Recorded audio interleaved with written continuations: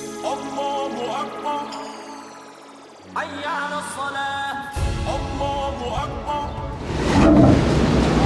Islam. As always, we rise and give praise to Allah.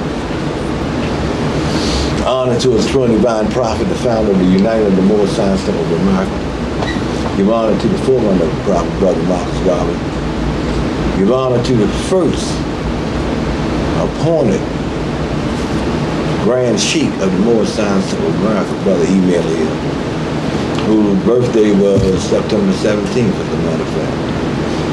And he passed in November 1934. Give honor to Brother Eddington-El because he was the prophet's choice to lead the Moors. He was the Grand Sheik of the Moorish Temple of America and also the Supreme Grand Sheik of the Supreme Grand Council. Many claim that it was a varnish or this, that, and other. Give honor to that line that the prophet had put in place, the Supreme Grand Council, straight on down to the present Supreme Grand Council. Give honor to the Supreme Grand Sheik that was put into place. Give honor to our National Grand Sheik, which is in accord with Fact 1, divine constitutional bylaws. Give honor to our Grand Governor, who's soon to be promoted, which is good, man. There's so much work that needs to be done. There is so much work. I mean, it's amazing because when you first hear about the Moorish Temple of America, you think everything is in place. All you got to do is find yours and get in it, and you're redeemed, you're saved, because Allah, the Father of the universe, the one who directs and rules with infinite wisdom, who knows everything from beginning to end, has sent us a true and divine prophet to redeem us. That's right. And that we still have a whole lot of work to do in redeeming ourselves. I mean, once you learn about your higher self and your lower self, then your mission begins. Because wherever you go, you're going to carry them around with you. That's all. And there's some that grab hold of their own little spirit and have you way over there in the ocean when you're supposed to be here on dry land. And you wonder, well, how did I get here? But praise be to Allah. I want to give honor to everything that our beloved chairman gave honor to. Because I can go on and on and on about giving honor. Man, it teaches me that when man honors man, he honors Allah. That's right. At one time, I ain't like getting a man honor for nothing because it seemed like all he did was want to tear something. But it's a blessing to know that we are in a divine and national organization that cannot be tore up. That's right. And many try. And many try. So I want to give honor to our Grand Governor of the state of Georgia, Grand Governor of the state of Maryland. We got a couple more Grand Governors tonight. You know what I'm saying? But they're right. And their assistants. That's right. I want to give honor to everything pertaining to the uplifting of the fallen humanity. More every time I am called forth to do something with history, I always get cut short or be misplaced or something like that. So, I ain't gonna say I'm not, prepared. But I don't see,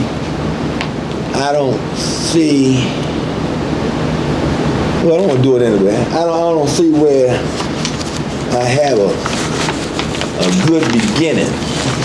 But nevertheless, over the years, I have developed a little quiz, right? Thank you. I developed a little quiz. And it ain't no right or wrong. Well, it is. It is specific questions and answers. But before you leave, you're going to have the answers. I'll pass those out for you. Okay. I was just, unless you want to do, I was separating. Okay. I was separating that from that. Separate each other. So where did we begin? And yeah, you got to stir me up. Because my mind, like everybody else's mind, go all over the place. Go all over the place. So where do I begin? Where do y'all want me to begin? And I don't know everything. I only know a little teeny. I don't even know if I know a little teeny inch bit. I don't even know if I know that. You know, so, you know, don't look all quiet. Oh, yeah, get the hands together. Yeah, Islam. I rise, giving all praises to Allah. And the highest of honors was Holy Divine Prophet, Noble Drew Ali. Extend all things, extend honors to all things the Chairman gave honor to, Supreme Grand Historian gave honors to. I think what has set the vibe pretty good is if we learn a little bit about you and how you joined the movement, how you came to the Moorish Temple of America. What year did you join the movement, and what attracted you to the movement? Can I take the fifth on some of that? Yes, you can edit it however you feel as though, whatever you feel like we need to know. Oh, yeah, let me see. I was running around acting crazy. Okay. Looking crazy. Feeling crazy. In Baltimore, Maryland. It was this place where I supposed to have been going to school at. Okay. On Lawrence and Carey Street. Okay. And it was something up there called the House of David. So let me introduce myself. My name is David. So when it said the House of David, I was curious. Islam. So I went in there and I seen some, well, they looked at different. You know, I seen some people looking different. And it was a Moor there by the name of R. Jeremy Bay. He had something called the House of David, and you know, they had little knick-knack stands and you know, little things like that.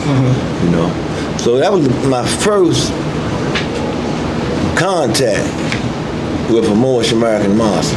What year was that? That was about 1962, 63, something like that. All right, so later on, I came in contact with another Moor. His name was Timothy Eddington-El. So he was up at that time. He was up on Bell Avenue, 3911 Bell Avenue, and this was later on in the 70s. Okay. So from 68, 69 to 70. Okay. You know, so. I listened to him, and you know, I never really paid attention to Jeremy Bay. I mean, he spoke, but it wasn't like sinking in. Timothy Eddington-El really wasn't sinking in, you know. But he has had a funny way of communicating, you know. He had a funny way. When I say funny, you know, I mean, after I lined up right, I could compare and know the difference.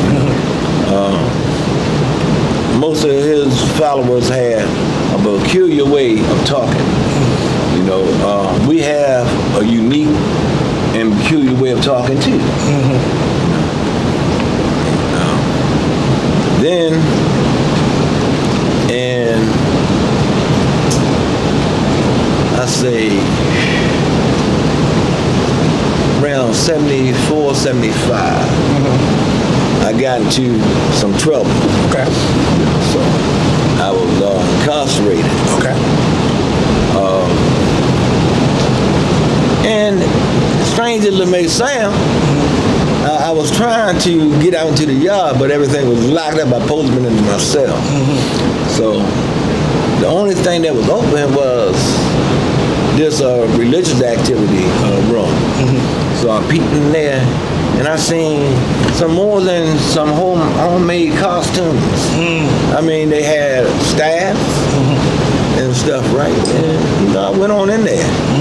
You know, I went on in there, and they was talking about nationality. They was talking about divine creed. Everything that they had was like photocopy or handmade, you know. And to me, their religious book was the Bible. You know, everything that they was teaching was basically out of the Bible. You know, and They actually, anyway, they came looking for me, and they squared away with the COs and stuff, and put me on their visiting list or whatever you want to call it.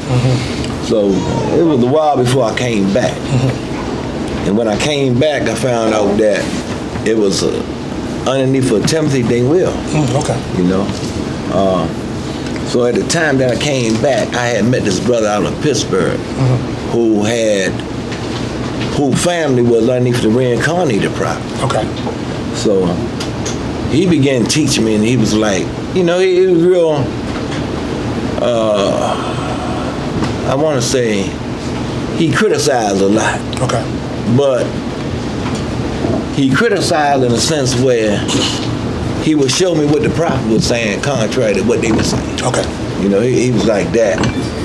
So then another group came in, and they was sharp, man. They dressed real good. They talked real smooth.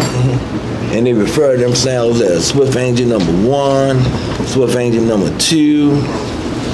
And they got to telling me that in order for me to be a Moorish American Muslim, I had to join them.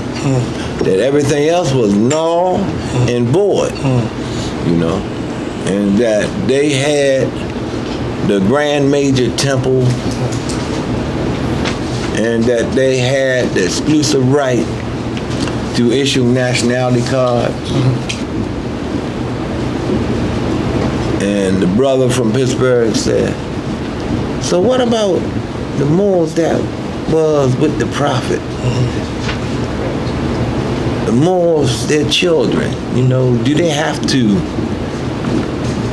come and join y'all to get their nationality card? And they already had their nationality card. So the brother couldn't answer him, So come to find out, they was a Grand Major Temple, but it wasn't set up like that. Our prophet didn't set it up like that, So his name was Elihu Pleasant Bay, and he was known and styled as Swift Angel number 1. So the brother got me to start writing different temples. And so I started writing Brother Timothy Dingwell, and then I found out I had a brother, Richardson Dingwell. That's right. And he specialized in law and history,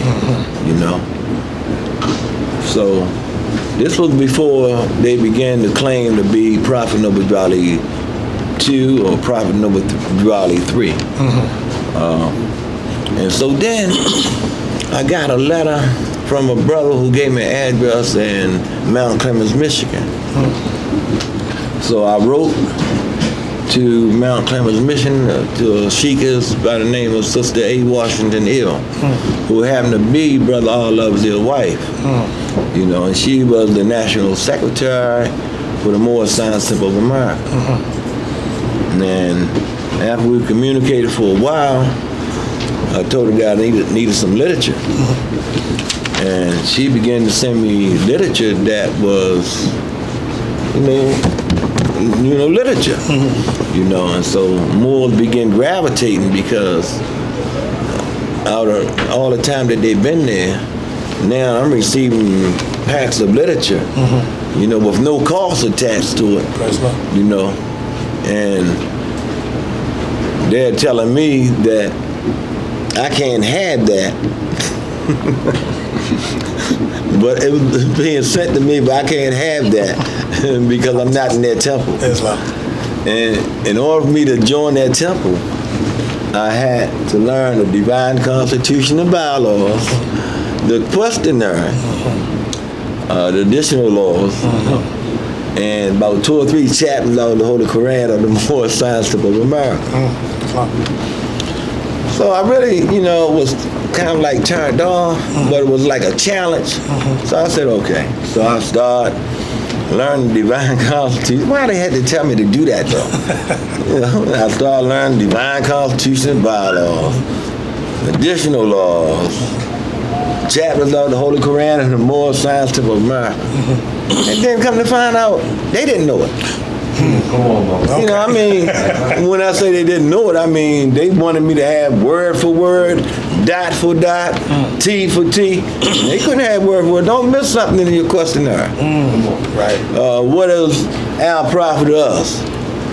He is an angel of Allah who was sent to bring us everlasting gospel of Allah. Have something like, he was an angel of Allah. You know, or he was angel of Allah. You know, miss a word out of one of them. You know, you would never hear the end of it.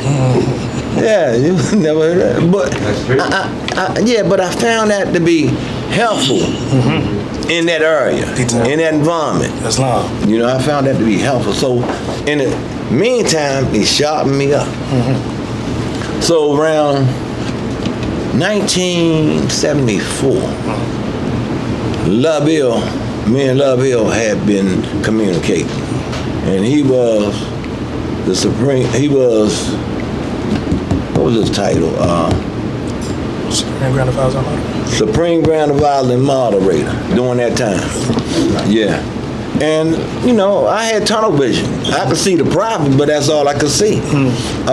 So he begins sending me literature, so I was like questioning him about how to go about proclaiming nationality. And he was taking this divine constitution and bylaw and explaining it act by act to me. And I was taking it to the Moors around me, and they couldn't see it. You know, they didn't believe it was just that simple. You know, they couldn't believe it. So in 1975, I became a missionary. I was released. I established the branch temple.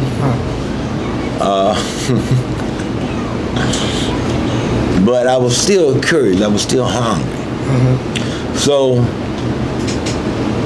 I think it was 1977, the first time I attended a convention in Chicago. That was before they bought the convention hall on Home Street. They was like in the Midland Hotel. And a little to my surprise, Pleasant Bay had left German Bay, and he was the assistant grand governor of Maryland under Love-El. Brother out of D.C. by the name of D. Johnson Bay was the grand governor of Maryland. And so I had a small group with me, and we was going to Chicago. So we went to Chicago, and it seemed like as soon as I got there, they had bad-mouthed me from Maryland all the way to Chicago as though to say that I thought I was the prophet and that I came over there to take over. Oh, wow. Yeah. Found out it was Brother Pleasant Bay. Oh, wow. But at the time, I ain't know, so the Muftis, and they were the ones who wore the black feathers at that time in Chicago. They were the only ones in Chicago in 1976, 77 that I came in contact with. So I get you to doing stuff, you know, and I wanted to talk to Brother Love-El. Oh, he's busy. You can't talk to him, this, that, and the other. You know, who you think you is, and, you know, lean on me like that, you know. Man, you know, yeah, you remind me of myself, you know. You lean on me, I'm going to lean on you, you know, so I leaned back. I got that close to Love-El, you know, when they was all around me trying to hold me. And, you know, like looked up, what's the matter? Oh. I said, Islam, boy, I'm David Eddington-El. He said, Moor. He said, man, I feel like I've been knowing you for 10 years. And they backed up off me. And he said, this is what I want you to do. I mean, just like that. So he knew everything that was going on. He said, this is what I want you to do. I want you to go back to Maryland.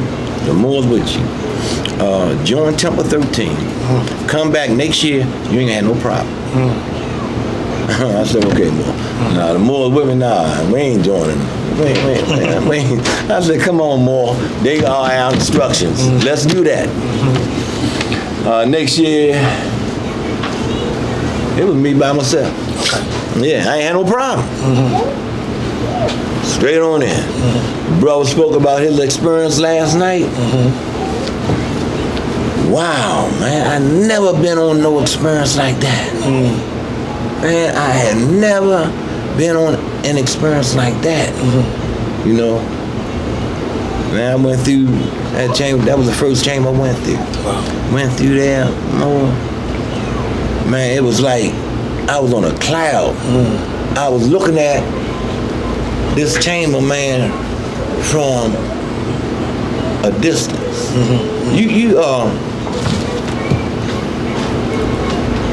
Then you sent a picture of a brother out of Connecticut.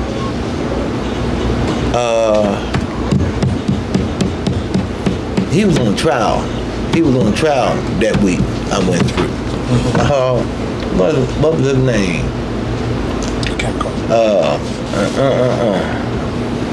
Do you remember sending me the picture? Because the name might come to you. No, I don't. No. I don't. Somebody sent me this picture.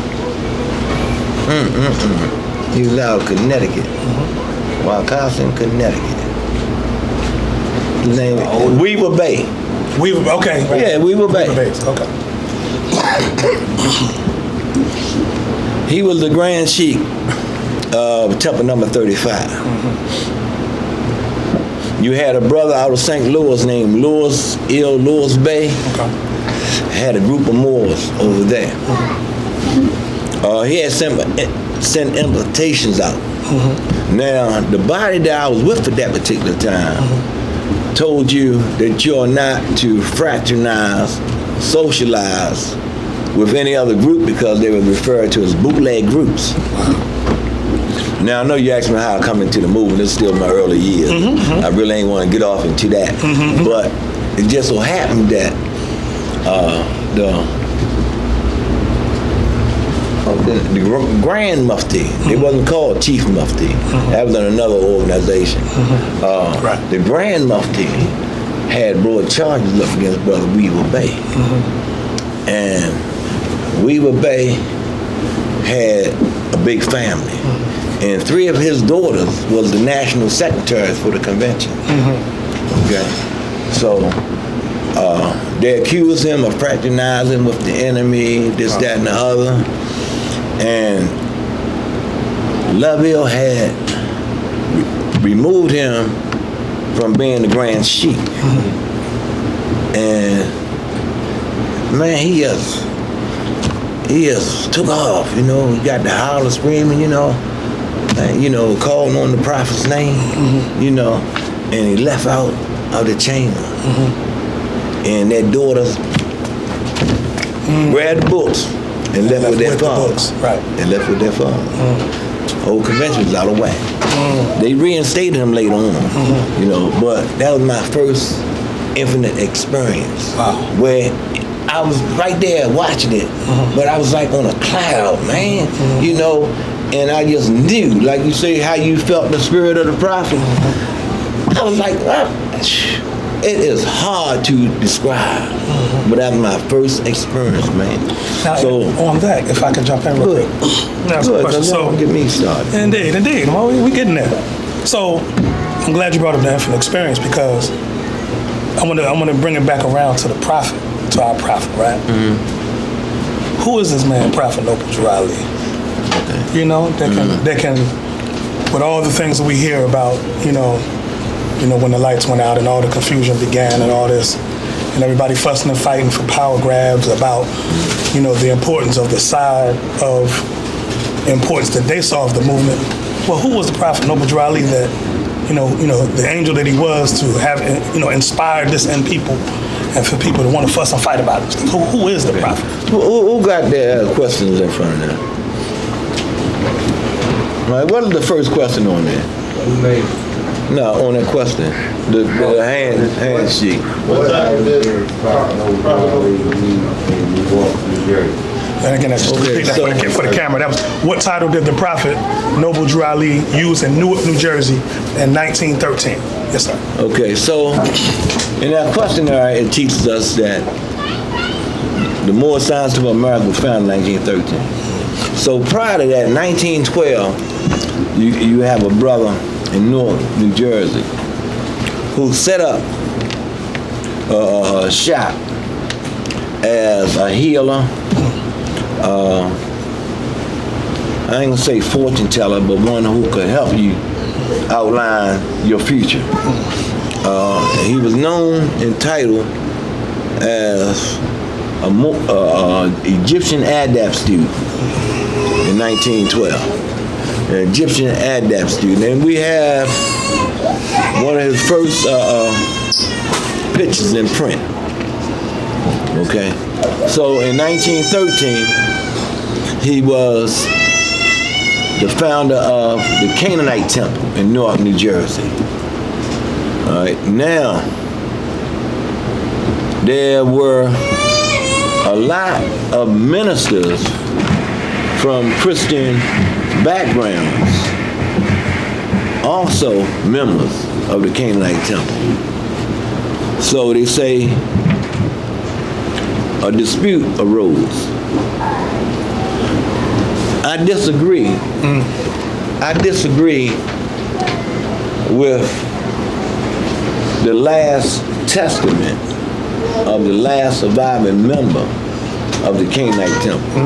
There is an interview with him where he states that Noble left Newark, New Jersey around 1920-21, something to that effect.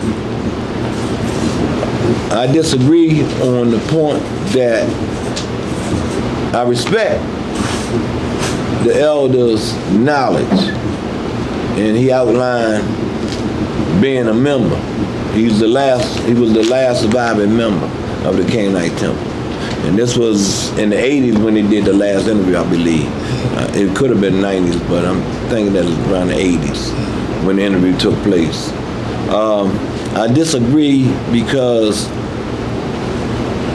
on the prophet's death certificate, one of the Moors that was there filled it out and asked when did he arrive in Chicago, or how long have he lived in Chicago. And the date on that document is 12 years. So when you subtract 12 years from 1929, it'll put it around 1970. So that's what I had to go on. That's why I stand on that. Now, my grand governor asked me who was Noble Garvey. Again, he came, I want to say, quietly. He came quietly. He helped found the Canaanite Temple in 1913. 4 years later, he departed from Newark, New Jersey, came to Chicago. Rumor has it, he came with a flaming red fez and was standing on a milk crate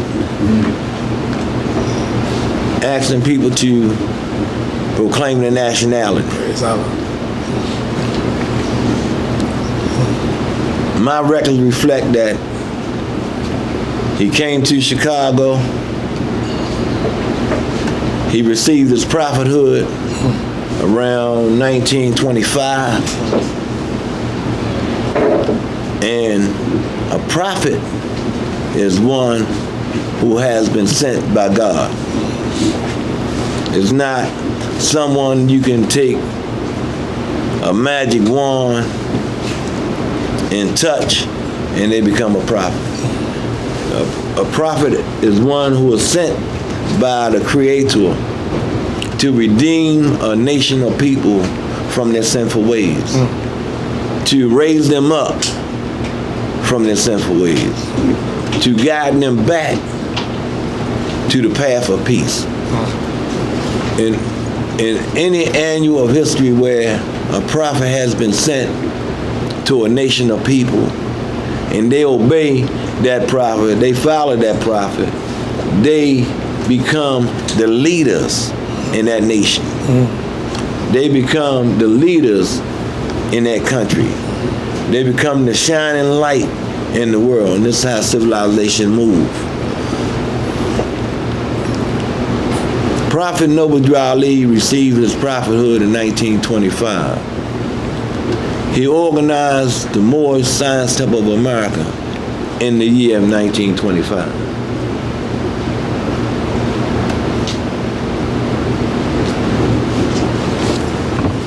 What's the next question on that? What year did the Prophet Noble Drew Ali organize the first temple in Chicago? No, the next one. What was the address? What year? No, that was it. What year did Prophet Noble Drew Ali organize the first temple in Chicago? In 1925. And it tells us in our Moorish literature, we organized as the Moorish Temple of Science in the year 1925. It was later changed to a religious organization, religious corporation, you know.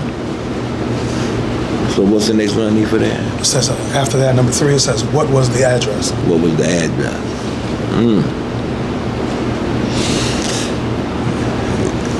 What proof do I have of the address?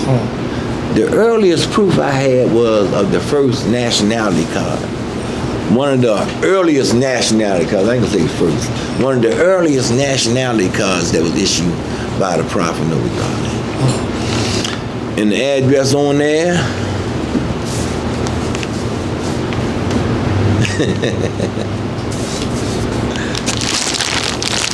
where my papers at? Somebody got my papers more. Somebody got my papers, my footnotes. I think it's everything better. I got more. Anyway, let me see if I can recall it. Any other answers? No. 3600. Any examples? Somebody moved all my papers more. Was it 3603 address? Huh? Was it the 3603 address? I got one. Praise God. Thought you gonna hide all of them from me. Your brother Chairman, I took all my thing. All right. So, all right. Let me make sure. Let me make sure I answer your. Let me make sure I answer your question first. Do y'all understand what prophethood means? Let me go there with that. Yes or no? I mean, you know. The floor is open. Do you understand prophethood? Yes or no? If you don't, just say no. I don't understand. If I do, okay. Okay, prophethood is a gift that comes from Allah. It don't come from one man to another, you know what I mean, like that. In the Bible, we read about various prophets, and all of them is men of God. You know, there's one particular one in the Bible, I think it might have been Samuel. They asked, where was Samuel at? Samuel down there among the prophets. Prophet, you know, prophesizing with the prophets, you know. So, you know, the tribe, the nation of Israel, the Israelites had many prophets. They are the only ones in the annals of history that I know had many prophets, a lot of them on the scene at the same time. You know, very rarely do you see that, you know. So prophethood is a gift that comes only from God. And this gift enables them to see the future, to find the things that have been hidden from generations on generations. An example, our Moorish flag. Our prophet teaches us in one area that is over 10,000 years old.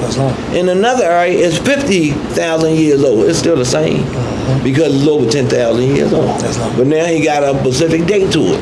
And we've been tearing up the annals of history, trying to trace back and find out where it came from. You know, he tell us about the Atlantic Ocean. and how prior to it, splitting in half, this was the Moroccan Empire. Islam. You know, so he has came to reveal to us things that has been kept back from the outside world. That is one of the degrees of a prophet. Another degree of the prophet is that he has been given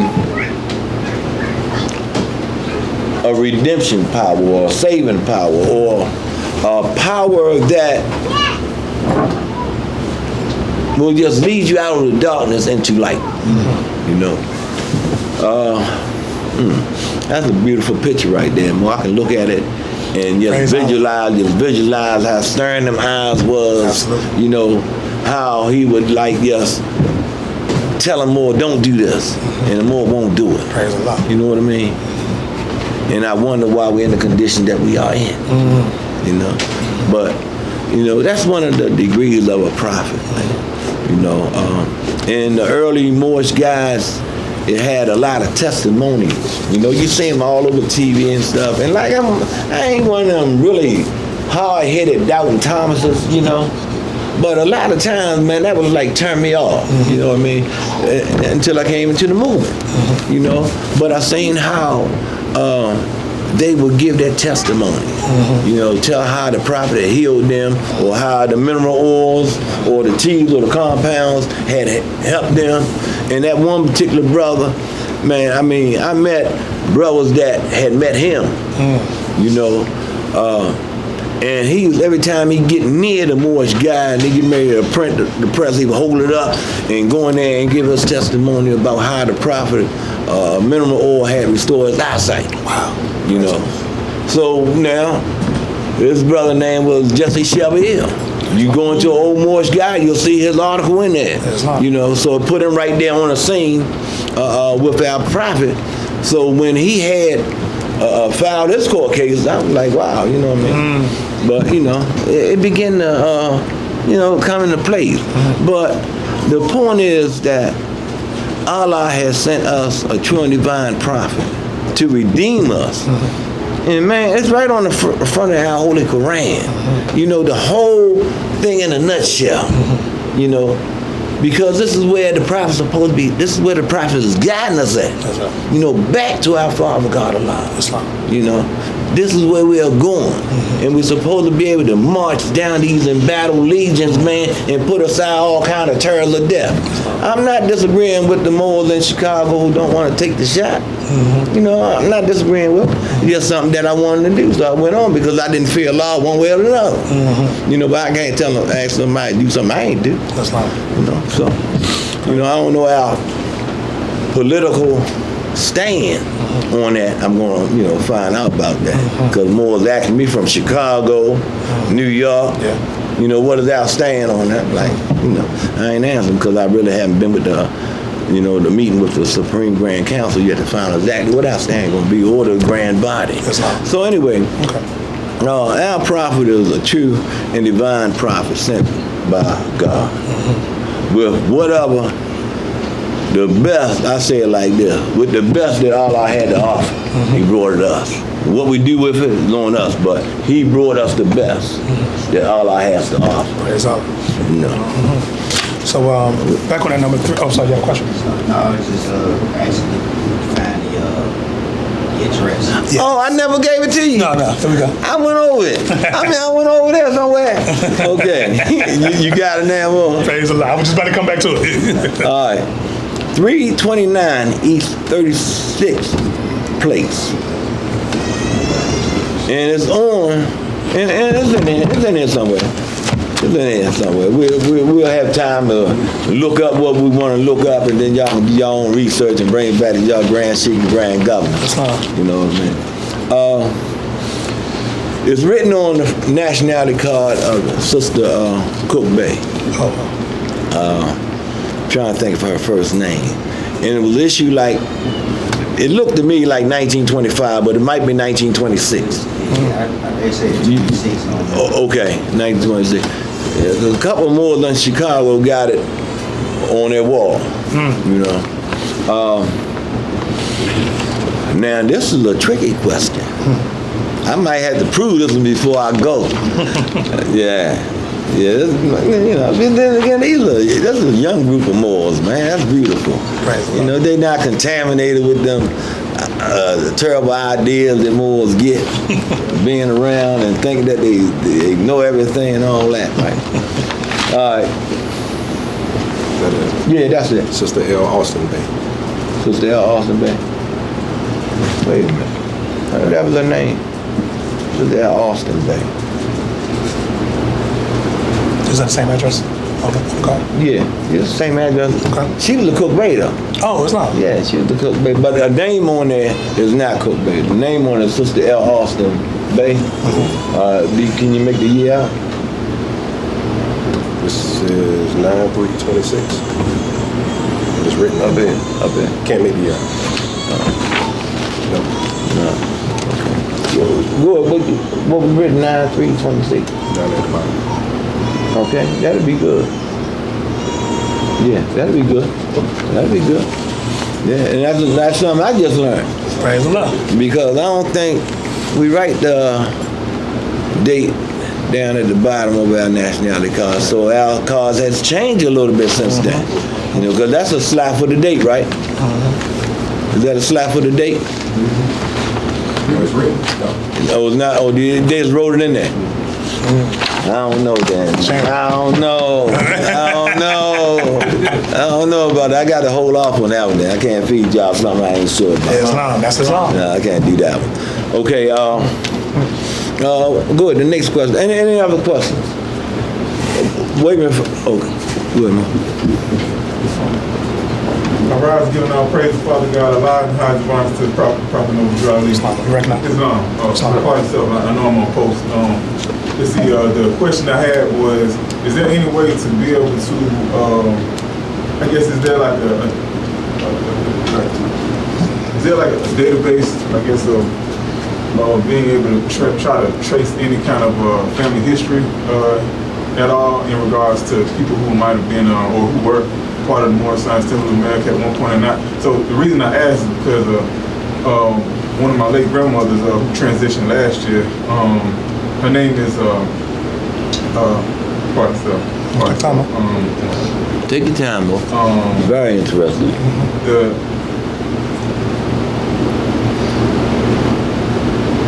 Part of stuff. I'll come back and just say. So the reason why. Okay, so my sister and I, who we had the same mother, we had different fathers, and her biological father, the mother who raised her, who raised him. She didn't, I guess you could say, come into our life until I was about 14.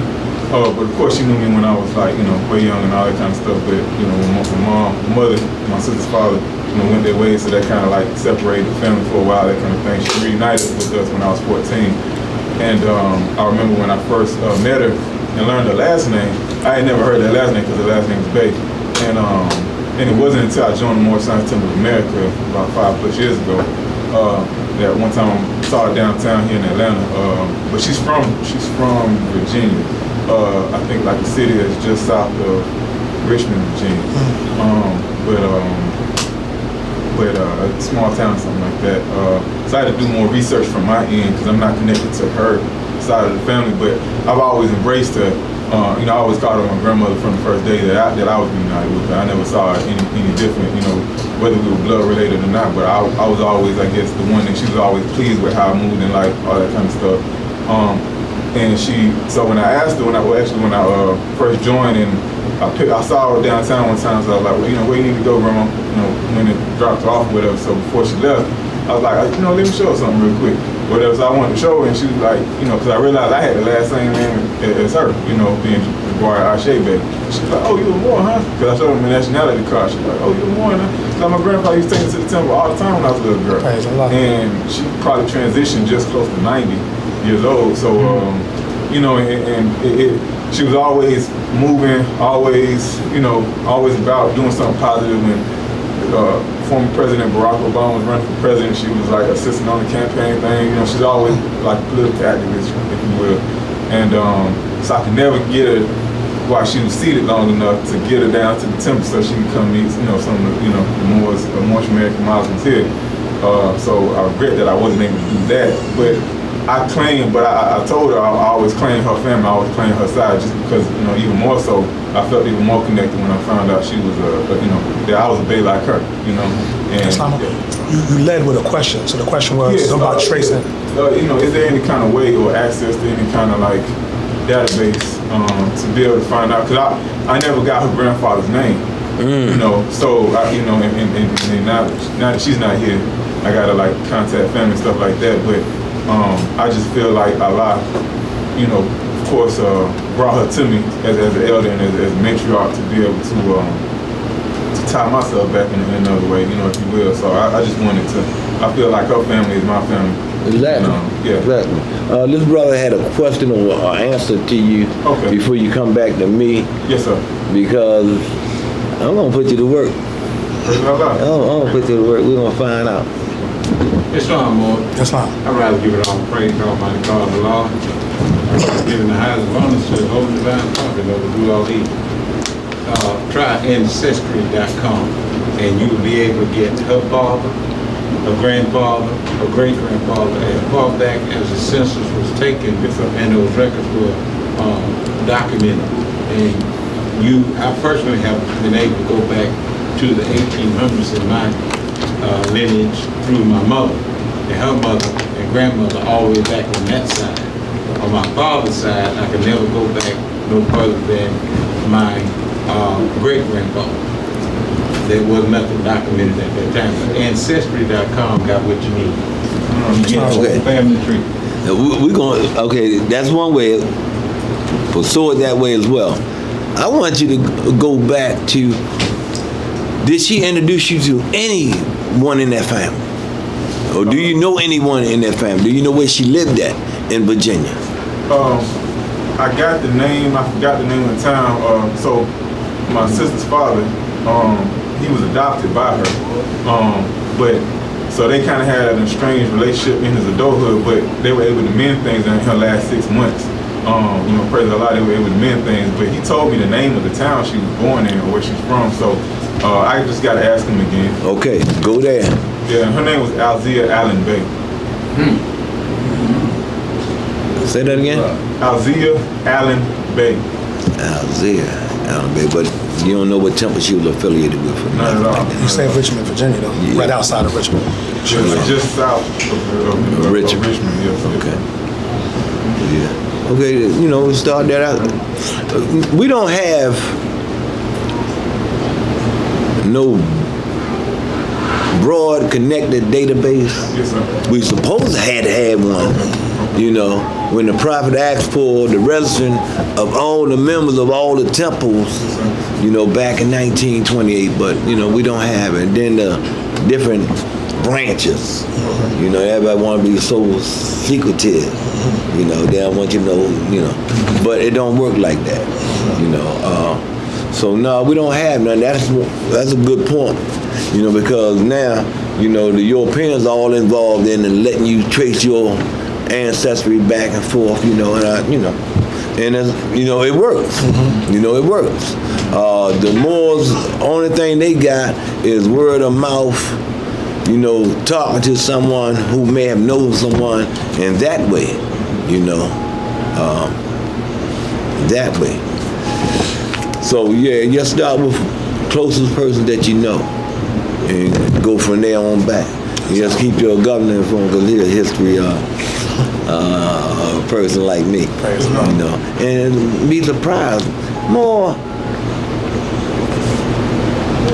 you have so many Moors, and this was one of the ideas that was promoted by the prophet, was, to bring the families into the temple. Islam.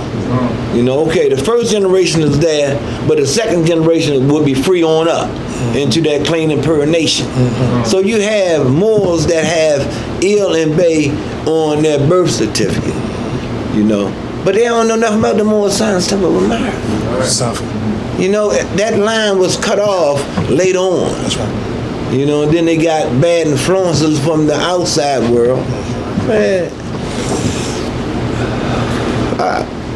I witnessed a lot of Moors, but if you take off the outer garments, man, it's just like our unconscious Asiatic brothers and sisters, man. You know, fussing their parents out, disrespecting their elders and stuff like that, you know, because these lessons was not fed to them the way it was supposed to, you know. You got a lot of Moors running around here with ills and babes that don't have a clue as to what they mean, you know. But don't think negative about that. Is a good thing. That is a good thing, because if they got the ills and the babes on their name, then they got Asiatics on their birth certificates. And that's the way we're supposed to be moving. You know, that's the way we're supposed to be moving, you know. Their race supposed to be Asiatic. That's not. You know. So if we can go back to the this one here. so we dealt with the address. So this is who was the governing officials. Number 4, right here. Who were the governing officials? No. That's what I got right here. That's what you got right there, Moor. I got more. What you got? Oh. We got the address right here. What was the address? It's 329. Oh, wow. Man, I missed that one, Moor. All right, so let's see how good I am. All right, number 4. Who was the governing official at Temple number 1? In Chicago, Illinois, in 1925. What fell? What fell? Long with no pitch. No, this wasn't. What no picture? No, All right, it was a toy or something. All right, okay. All right. Yeah, I believe in spirits, man. Oh, yeah, no doubt. Yeah, I believe in spirits. Yeah. Yes, sir. So, all right, anybody? Gonna help a brother out?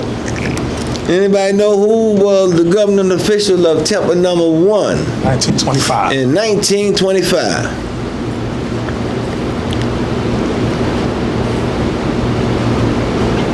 No? Lomax Bay. He was one of them. Brother James Lomax Bay. Yeah, he was one of them. He was good. Matter of fact, he had just joined. Oh, wow. Yeah. He had just joined. All right, who was another? I know y'all want to know. As soon as I give up this other name, y'all want to know. Sheik D here? No, sir. He wasn't even a member. He wasn't even a member then. He ain't come in until 1927. Yeah, so we talk about 1925. What about Sammy, what's his name? Sammy Rucker? He got an L or a Bay. I ain't sure. I got to look at it. I ain't sure, because you got to be mindful now. When did the L's and the Bays appear? You know? Yeah, when did the L's and the Bays appear? They didn't appear in 1913. They didn't appear in 1917. They didn't appear in 1921. Now we can guess, huh? Go ahead, Moor. On the, like you said, on the original corporation by their names, none of them had the L and Bay on it. Right, not then. Even, so now we got one point, we got a nationality card in 1926. So we know the L's and Bays was there in 1926. So let's go to 1925. I had no concrete evidence that I can stand on.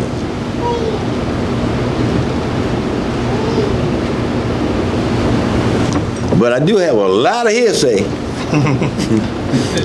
I do have a lot of hearsay from Moors that was right there.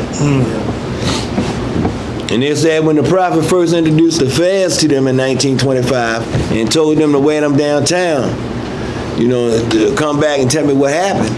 They took them downtown, and the Europeans got to running and howling and acting crazy, talking about the Turks are coming. And came back. You know, that's what he told the prophet, that he said that the Turks was coming. Booker Bay, Cook Bay. I didn't even ask Sister Pearl Ali. There's a whole, more like you, Moor. It was a whole lot of things that I could have asked Moors that had touched the hand of the prophet. But I just felt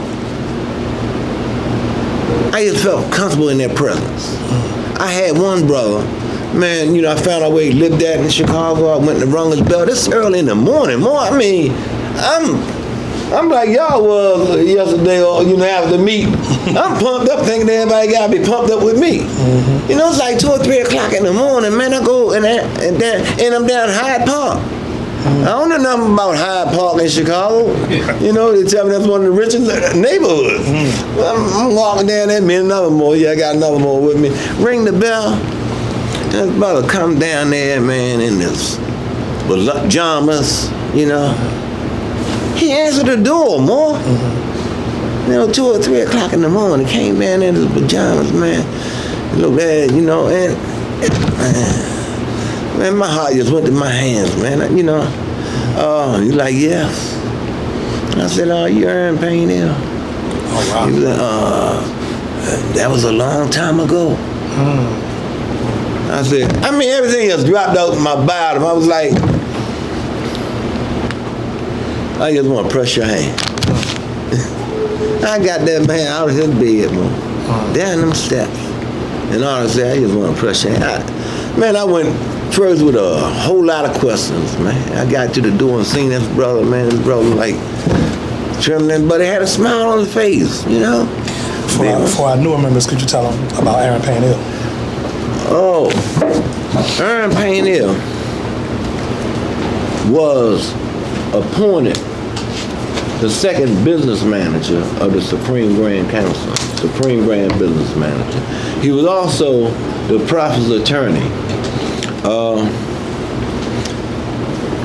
You'll see his picture in the newspapers when the prophet was having his funeral. The one with the white gloves on, they claimed that was going to be the next Ali, you know, but that, you know, that wasn't so. He was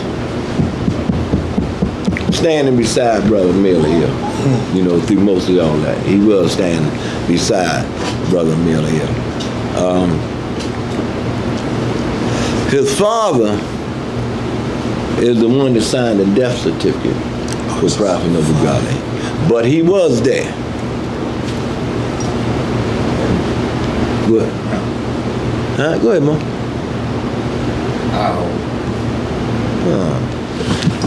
You sure? Come on, brother, because you know, you motivate me. You know what I mean? No. Okay.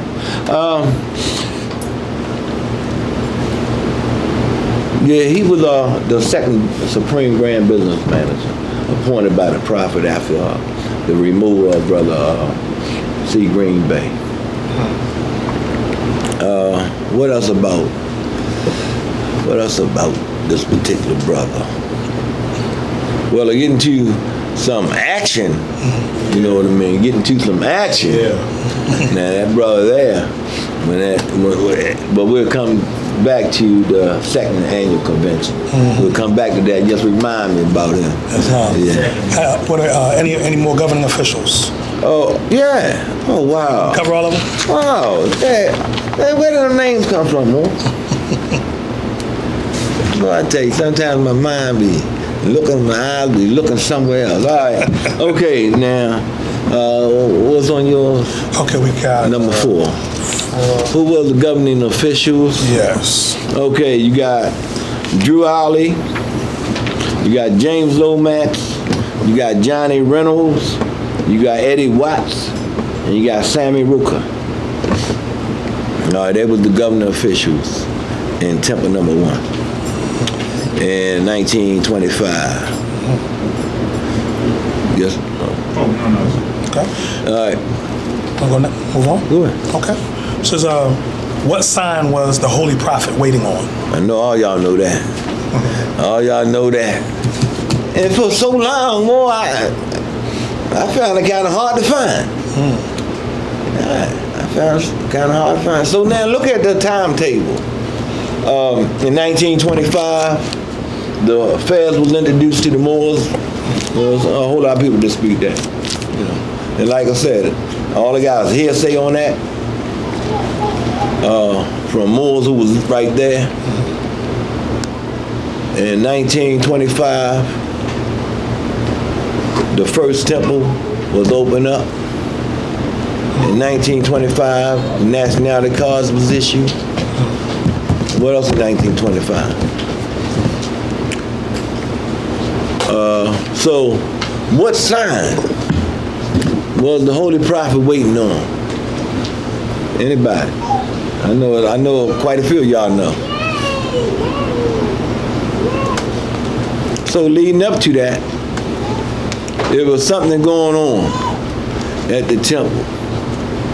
And the prophet informed the Moor that he was waiting on a sign.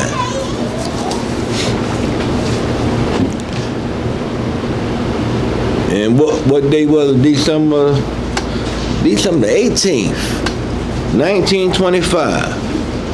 The star and crescent appeared in the sky. And the newspaper said it was a sign of Islam. The Western newspapers. One of the brothers, matter of fact, that brother that I met the other night, Yes. I think the brother who wrote about the houses on the charter. Oh, the Hamid Bey? Yeah, I think that was him. I got to double check. Okay. Who explained, he explained it real good. Matter of fact, it was his statement.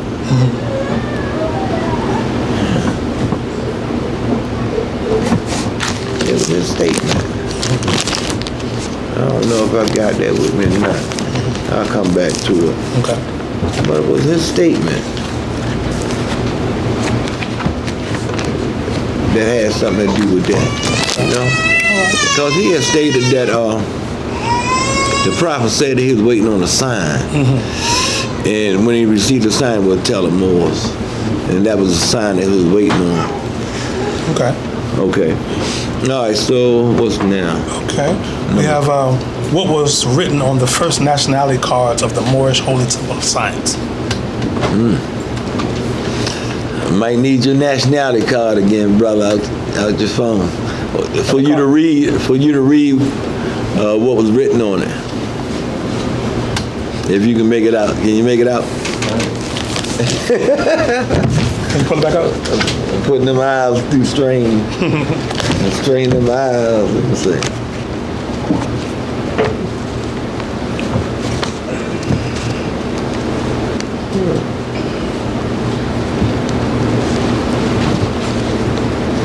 You want me to read the wording? Yeah. Wait a moment. Islam, Star Crescent, Asia, hand press, Allah, circle 7. It says, this is your nationality and membership card for the Moorish Holy Temple of Science and birthrights for Moorish American ETC. We honor all the prophets, Muhammad and Jesus. May the blessings of the gods of our fathers, Allah, be upon you that carry this card. I do hereby declare that you are a Muslim under the divine laws of the Holy Quran of Mecca, love, truth, peace, freedom, and justice. Noble Drew Ali, founder, since 29 East 36th Place, Chicago, Illinois. Now hold that thought. Who got the nationality card from last night? Right up last night. I'm sorry, you said, what was the question? Who has their nationality card from last night? Or who has the nationality card that they can read? Because I think that Right, it's small. Low, yeah. All right, read yours more. Islam, unity, circle 7. The date of birth, date issue, Allah, member's name. This is your nationality and identification card for the Moorish Science Temple of America and birthrights for the Moorish Americans, ETC.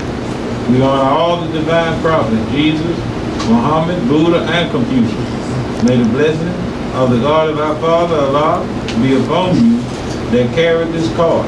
I do hereby declare that you are a Muslim under the divine laws of the Holy Quran of Mecca, love, truth, peace, freedom, and justice.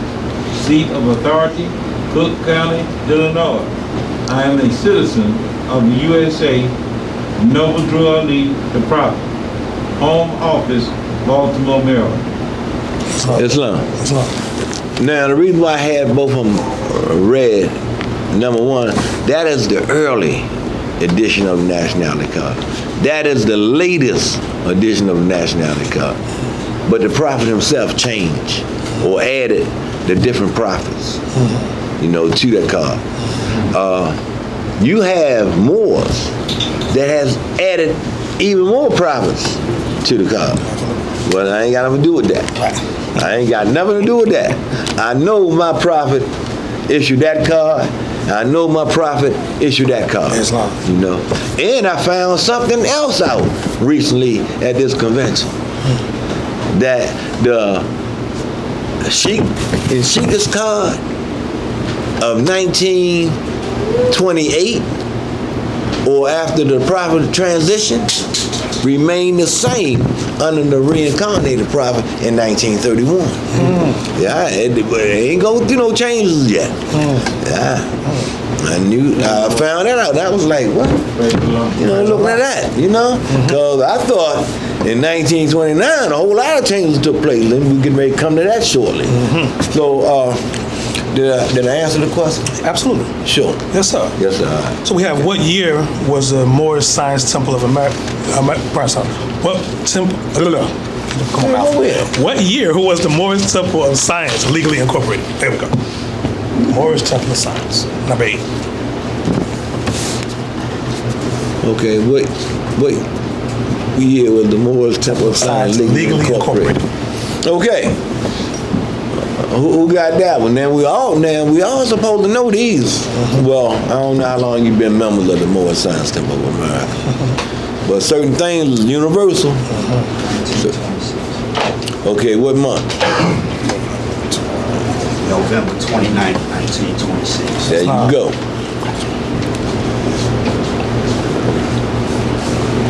All right, November the 29th, 1926.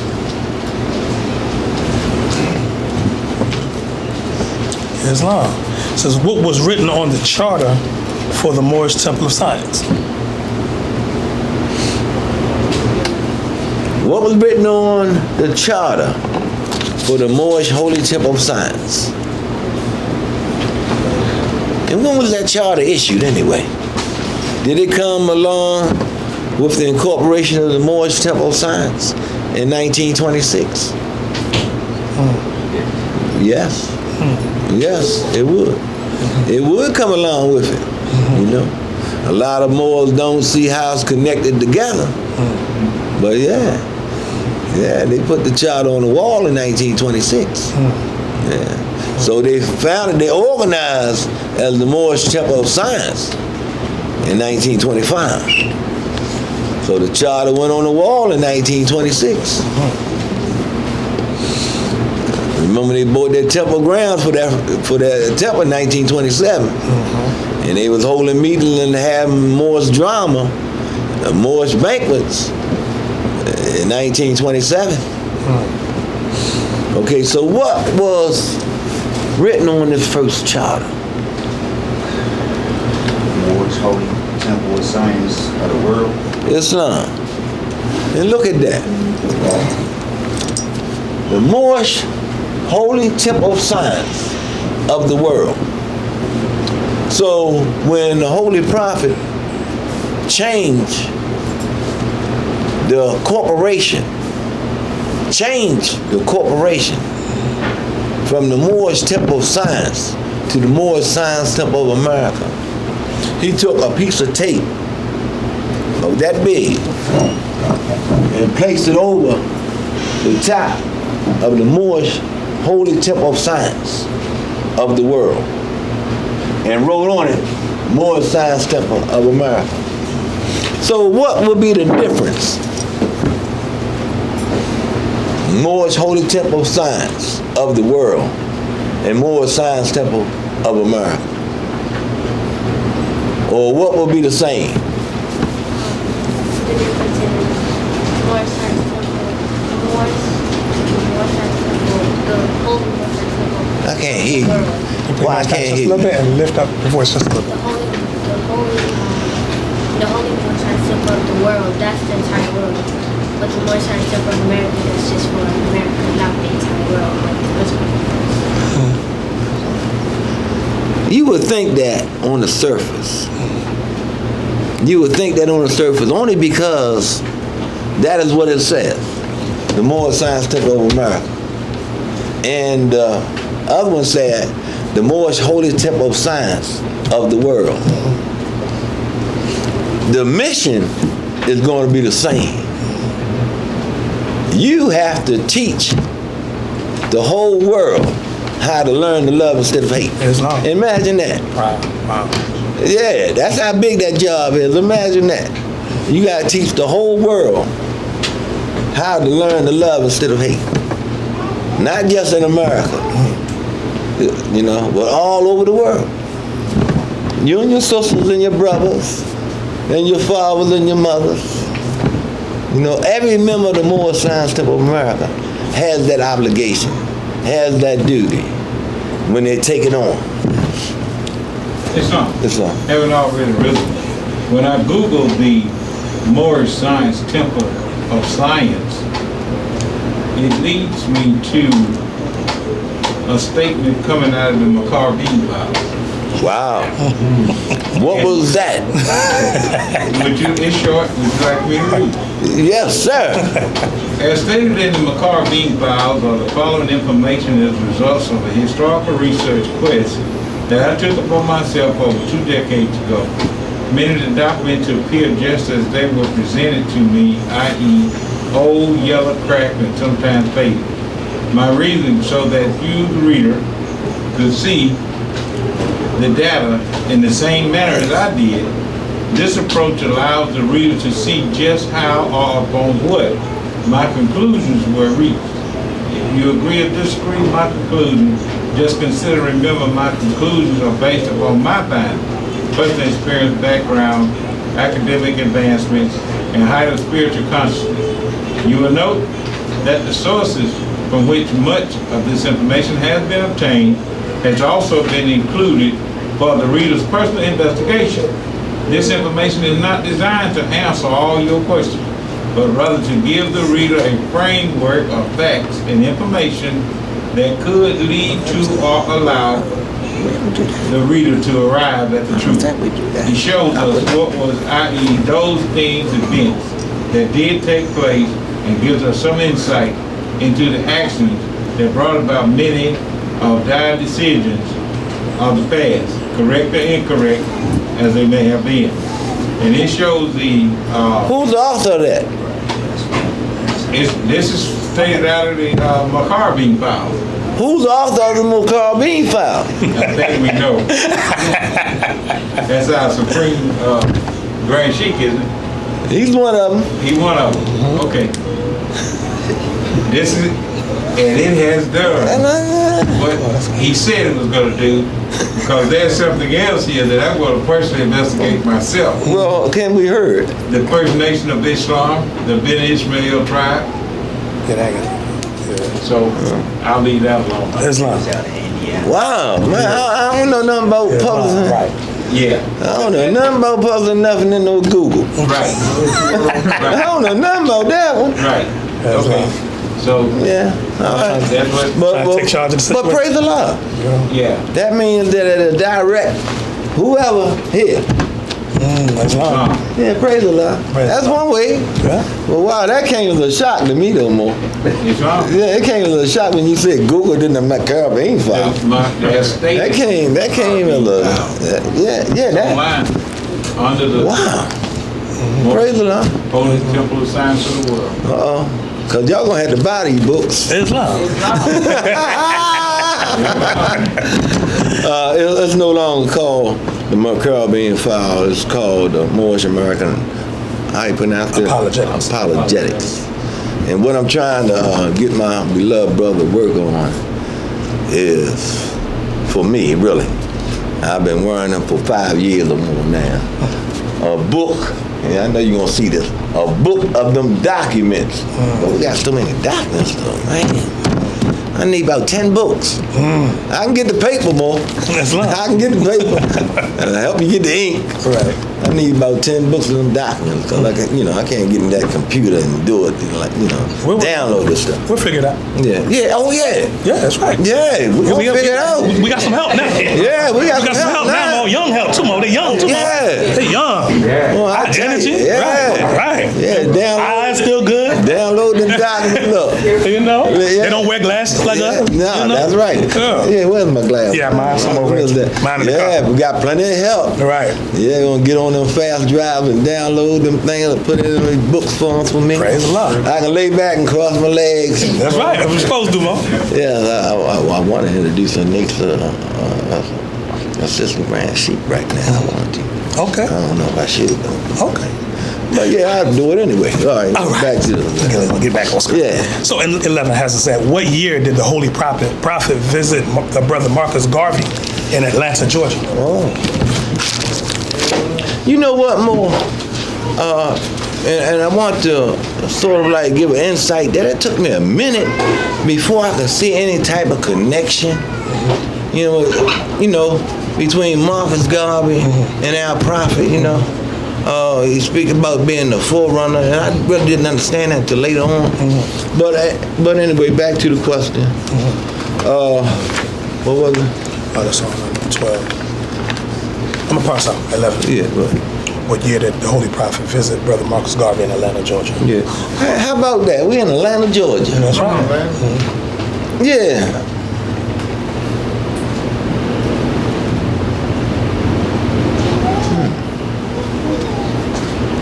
Oh, some kind of way you keep skipping over some of these things. Some kind of way. Where you at on that? 11. We done skipped over something somewhere. We skipped 10? We skipped the whole We did lot. skip 10. Okay, we did skip 10. That's my problem. Okay. Let's go back to 10. Let's do that. Go back to where? Let's go to 10. Name 3 Moors that the Holy Prophet taught his healing remedies to. Appreciate that, man. Now that's gonna be a hard. I know I get into a lot. Well, with another group of Moors, I would get into a lot of fighting with that one. I would have to go ahead and prove myself right away. Which wouldn't be hard. It wouldn't be hard. Yeah, cause the prophet. Anybody know that off the top of their head? What was the question? Name 3 Moors that the Holy Prophet taught his healing remedies to.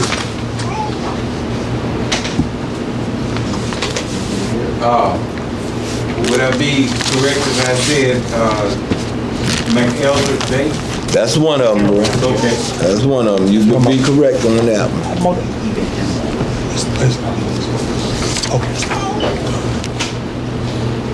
I ain't see my hands. I don't know if I'm gonna be able to, I might be able to find something leading into that.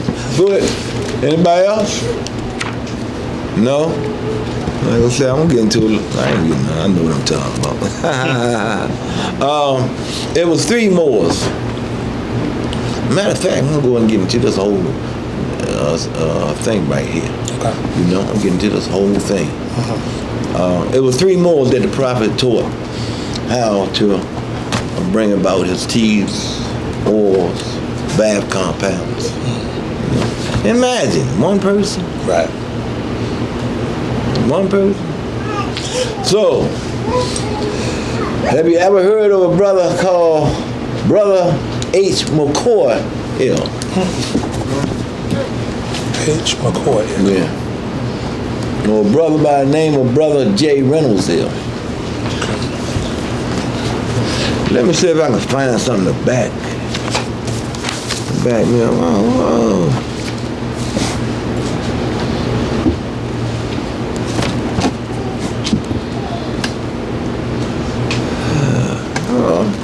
I might be able to find it. It might not take me long. Let's see, where's I'm at here?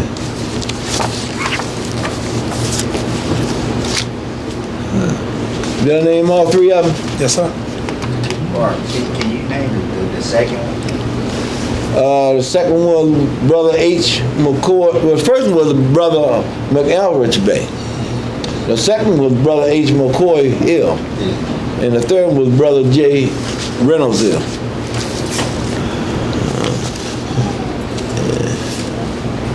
Yeah, I ain't had to go far. Okay. I ain't had to go far. Now, don't many people know about that. I got a good researcher.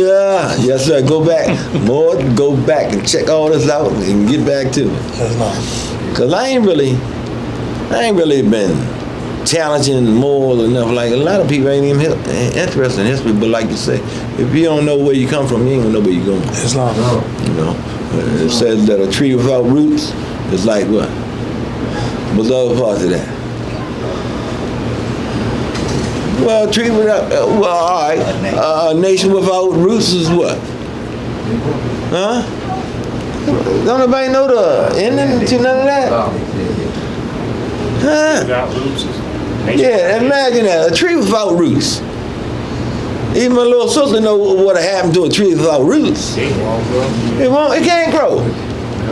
You know? So a nation without its history, what? It can't grow. It can't grow. You know, yeah. And so that's what has happened to us. And our history has been taken away. I don't even know if I got the prophet's agenda for the divine plan of the ages. But there's a part in there that emphasizes the Sunday school. You got to teach your children this history. You know, so the other people won't teach them their history. That's right. You know, I used to sit with Moors, man, I'm getting tired of going over the questionnaire.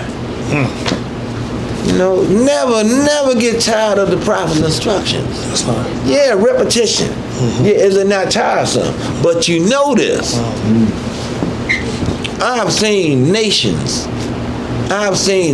of people take the religious book of the Bible and ended up with a whole nation and displaced the people who was living there because they didn't know who they was. That's crazy.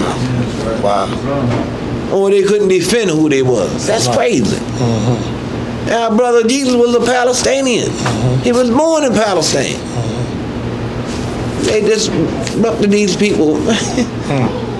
You know, moving just like they did the Asiatic Moors that was here. Moving from one reservation to another. You know, and just took their land. Man, in the Holy Quran, they referred to them as Gaul and Magog. A wall was built around them, but when the time appointed by Allah, they sallied forth.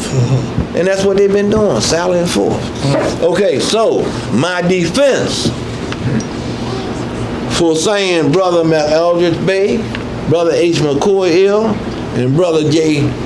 Reynolds-El is because a long time ago I heard that the prophet had 3 Moors that they taught the oil, teas, compounds, how to put together. I don't know what happened to them later on. But what I have here is a business meeting of the grand body of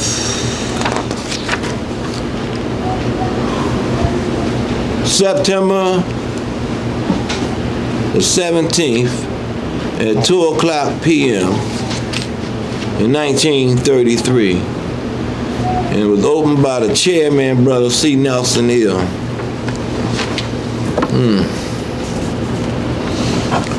Okay. Now, underneath this particular grand body, they asked for the resignations of everybody. You know. And then they re-elect them. Okay? So,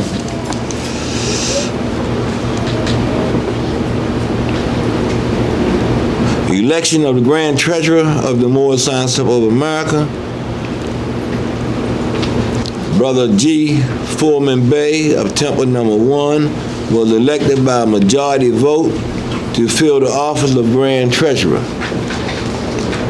Election of custodian for the Moorish Temple of America, Brother J. McCoy-El was elected as custodian by a majority vote. Placing of the charters, credentials, seals, etc. in the hands of the custodian. Sister M.D. Ali, which was Marjorie Ali, stated that she would take care of the belongings of the Moorish Science Temple of America with or without the consent of the grand body. Oh, where my brother at? Oh, he at the door? I want to pick at him. Islam, boy. They ain't put this in Google. they ain't got this part right here in Google yet. This is out the McCurry file. Islam, just let them pick with you, boy. Sister Marge Riley stated that she would take care of the belongings of the Moorish Science Temple of America, with or without the consent of the grand body. You know, they ain't like that. They ain't like the way she said that. But after being called and questioned regarding her statement, Sister, I can't pronounce his word, but she retracted her statement saying, I will see to it that the belongings of the Moorish Science Temple are properly cared for, regardless of in whose hands they are. You ask how they got the seals and stuff. Who shall issue charters and... Wait a minute. I'm reading way over here. I get back to my statement. I'm ready to go way over something else because I seen the name McCoy-El. Okay. J. McCoy-El. You know? And over here they elected him as a custodian. Well, later on, let me see, in another business meeting, the business meeting was open at 3:35 p.m. by the Assistant Chairman, Brother J. Blakely Bay, with the reading of the Constitution, the additional laws, and from the 11th chapter of the Holy Quran. Reconsideration of a custodian. Remember over here, yesterday they appointed Brother J. Reynolds-El as McCoy-El as a custodian. Now they ran into some problems. Reconsideration of a custodian. The reason of the reconsideration of a custodian was due to the fact that Brother J. McCoy-El, who had been elected custodian, did not meet the approval of Brother C. Kirkman Bay, the Supreme Grand Advisor. The office of the custodian was voted vacant. Brother McElvich Bay was elected custodian of the Moorish Science Temple of America for the period of 1 year. Still ain't telling me what I needed to know. Let me see. Where is that?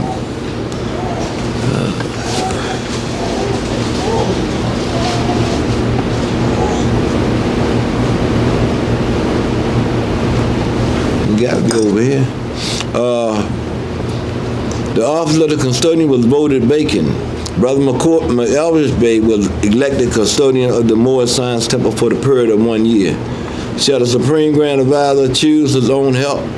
The Grand Body voted that the Supreme Grand Advisor should choose his own help and assistant while traveling throughout the vacant states, the various states. Where shall the Home Office be located? The Grand Body voted that the Home Office of the Moorish Science Temple of America shall be moved from 3603 Indiana Avenue to 4043 West Elm Street, Chicago, Illinois. Elections of the Grand Financial Secretary. I need the elections of the Moorish Manufacturing Company. I got it. Establish rules and regulations for the Moorish Manufacturing Corporation, which manufactures oils, teas, and compounds, and is located at 44 Townsend Street, Chicago, Illinois. By unanimous vote, it was agreed upon that Brother McElvich Bay, Brother H. McCoy-El, and Brother J. Reynolds-El should be placed back in charge of the Moorish Corporation, and a financial report to be submitted each month stating the financial condition of the Moorish Manufacturing Corporation. So that's what I got to stand on. You know, they was placed back in charge of that corporation. But like I said, I was talking to elder Moors, and they had informed me that the prophet didn't just leave it to one person. He left it to 3 of them. But when you visit the prophet's gravesite, you will see McEltridge Bay, the father or senior, buried right next to the prophet. You will see him. But yeah, that's what I got to stand on that more. You know, they was placed back. Now, when I was a member of that grand body, and they asked for a financial report of the Moorish Manufacturing Company, they didn't get none. And the leader said, we ain't gonna bother him about no financial report because we don't know what he might end up putting in them teas in compound. We ain't gonna bother. So they left, they all separate. You know, now right here in 1933, they was under Kirkman Bay. They joined in underneath of him. You know, like I said, everybody was gravitating towards that side. Okay, so what's our next one, Moore? Okay, what year did the Holy Prophet visit Brother Marcus Garvey in Atlanta, Georgia? Okay, how many was, y'all wasn't here. Y'all wasn't here in 1927, right? Y'all wasn't here? I don't think so. I think that Spurs was here, though. Yeah, no doubt. Yeah, No yeah. doubt. Okay. So I got October of 1927. Now, what do I have to back that up? I ain't gonna be going through my book. I'm gonna get y'all to buy it some kind of way. Islam. No, I'm only kidding. Whatever information we have in here is free, brother. I'll be able to get it to you. Go ahead, Mo. Islam. Learning some more. Praise Allah. Islam. I wonder if even that was their first time meeting when he came here, because learning from some history I got from the UNA, the first time that Honorable Marcus Garvey visited Chicago was in 1919, and that's the first place where he got arrested. He was locked up. The Asiatics there had him arrested. Wow.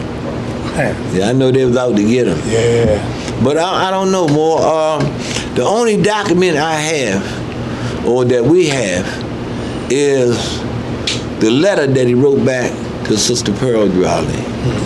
You know, he said that he's going to visit Marcus Garvey on a certain day and he should be home. You know, and it was stamped.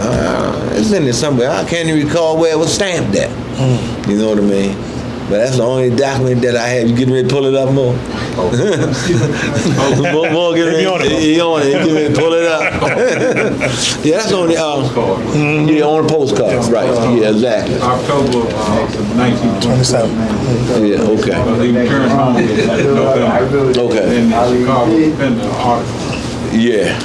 But I think it was a couple of times that he visited Marcus Garvey. You know, I think it was more than just once. I think it was a couple of times that he visited Marcus Garvey. But I would like to know if they did cross paths when he was here in Chicago more. I don't have nothing on that, but you would think so. You know, you would think so. Well, maybe not, because the Quran of the Moor Science of Orion wasn't published until 1927. That was the first publication of it in 1927. You know, yeah. That was the first publication of it, 1927. It just made me think, what, like you say, when the Prophet first maybe went to Chicago was around 1917. And then with Garvey visiting in 1970. Just wondered maybe if they had crossed paths during that time. Because Garvey stayed there for 5 months. Yeah. It was right. He came around the time. It was actually in August during the 19. He came when the riots, the 1919 riot that happened down. That's interesting a little more, you know, because I was like debating with a brother about New York, but my stand was that the Prophet never been to New York because he never set up a temple in New York, you know. And then later on, I read across a letter out of the Belly-El, a hot box. I ran across a letter about New York. Something about the prophet visiting New York, but you know, I just, you know. Jump back off you. I also did see something with Braswell Bay as far as a connection with New York, but it had to do with photography. Like the picture of the prophet when he's standing like this on it. Yeah, it was the war gear. That's not his body. Right. Just his face. Right. To say that picture was, you know what I'm saying, taken from a company in New York. Yeah, and that leads me to believe, man, it might be some video auto taping of the prophet somewhere. They got it of Marcus Garvey. That's not. You know, they got it of Oscar Dupree. You know, I don't know. But again, Moors, be mindful that a lot of history dealing with the Moor science of America than people's houses. People don't even know what they got. They ain't, or people know what they got, ain't trying to share it. You know, I know exactly in Chicago where I ain't gonna say exactly because they done moved it around since then. But every year when I go to Chicago, I sit here and read the letters that the prophet wrote. Wow. You know, to a particular grand sheik or grand governor or governor, because they refer to as governors then. And I ain't had no problem. They let me come in and they be doing whatever they doing. I was sitting there reading, you know, and I just read them, you know. Now I ask the brother, you know what I mean, can you go and look in there for this or for that? And he give me a thumbs up. He give me a thumbs up. Then I got to ask him a month later, did you check it out for me more? Give me a thumbs up. Yeah, well, I tell you, man, that brother and sisters. But he's in charge of the letters, you know. He's in charge of the letters, Mo. And it was a blessing that I got the one everybody claims is a forgery now. That I got the one dealing with the Prophet's New Year. You know, there's a forgery setting up, you know, okay. That's the only evidence I got. And it came out the book of letters that was written from the prophet to Brother G. Cook Bay. Well, it don't look like it don't have this, don't have that, don't have, you know. Okay, you know, we're gonna satisfy you. You know. You know, we are a nation of people. We are entitled to have a Moorish New Year. You know. That's right. Man, I tell you. Sometimes we make things so complicated. Yeah, unnecessary. Yes, sir. All right, number 12. What year did the Prophet Noble Drew Ali attend the Pan-American Conference? All right, now this I know y'all know that one.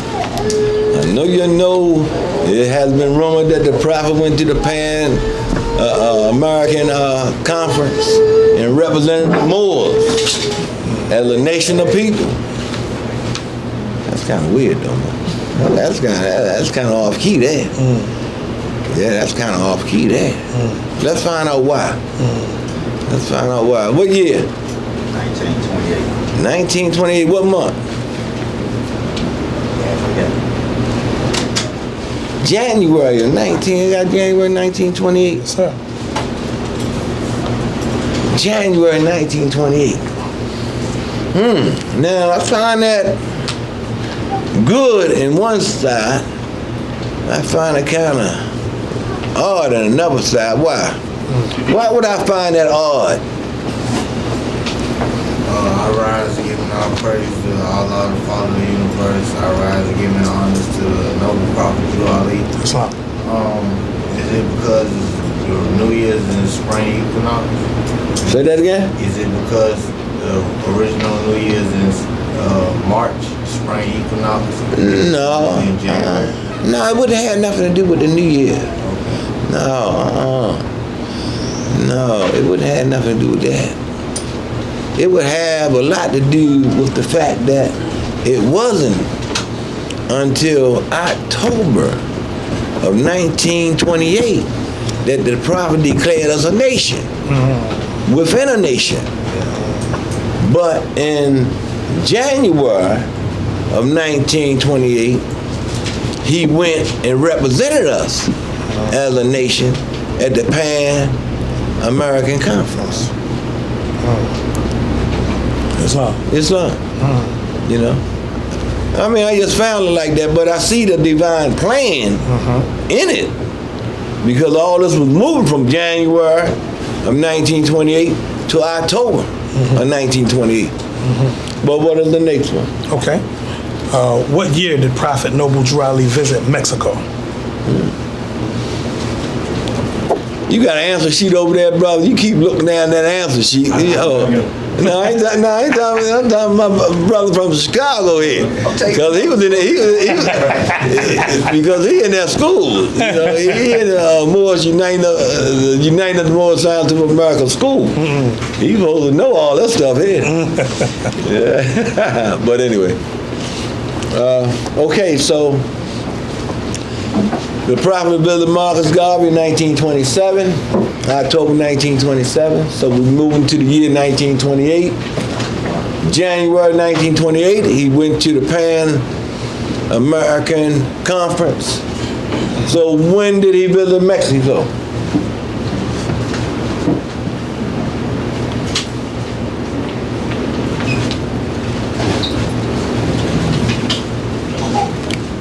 All right, when did he visit Mexico?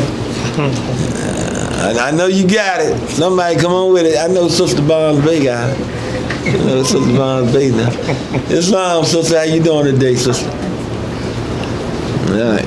So we got May the 21st, 1928. We got our beloved prophet going to Mexico, or coming back from Mexico, or being in Mexico, May 21st, 1928. So what took place there? I don't know. I don't know, except that he visited the governor, and the governor gave him Panama hat. What? Panama? Panama hat. How would they give him a Panama hat from Mexico? Right. I don't know. Right. But that sounds strange. You would think of something. You would think it should have been. Right. I don't know. It looked like, I don't know what it was. You know, it looked like a Panama hat. It looked like a sombrero. We got pictures of it somewhere. That's the only one I don't have. That's the only one. That's the one I don't have up. Yeah. Oh, we gotta get you a picture. You don't have a picture of that, Mo? I have it. I just don't have it up. Oh, wow. Yeah. Two flags. Yeah. Legs crossed. Yeah, because when I came in, Moors told me, you know, you can't cross your legs. You can't wear no hat.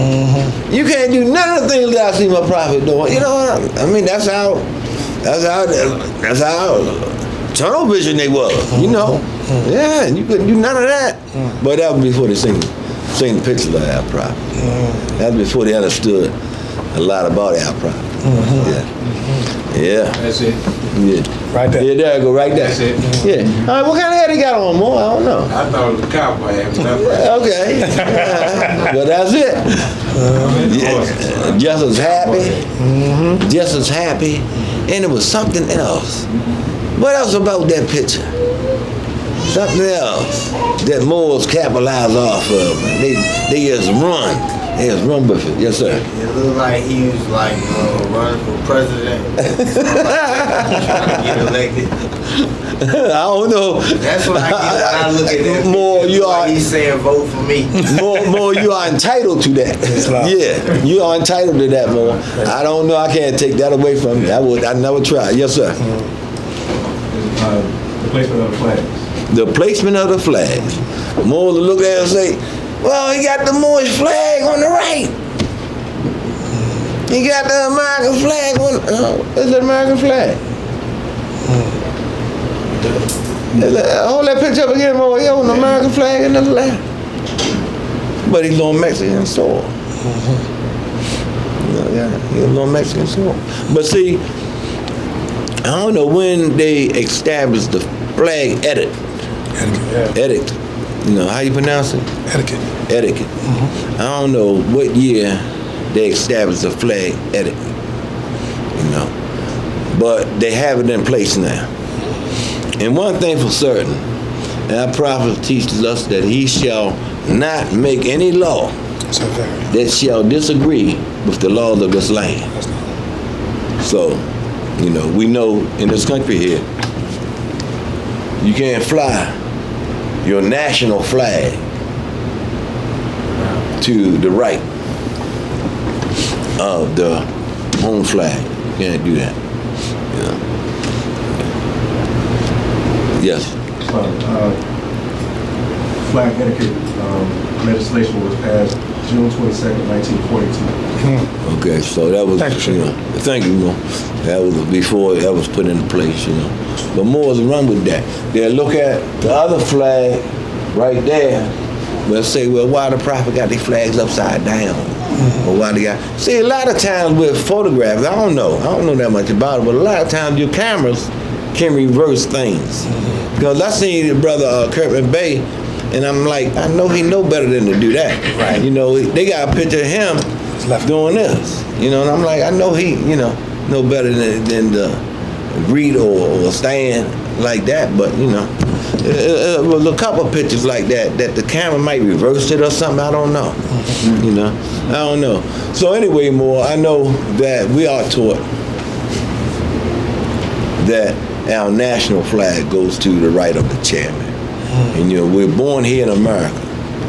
Now, the prophet informs us that without a decent flag of your forefathers, you have no true and divine title to the land in which you live.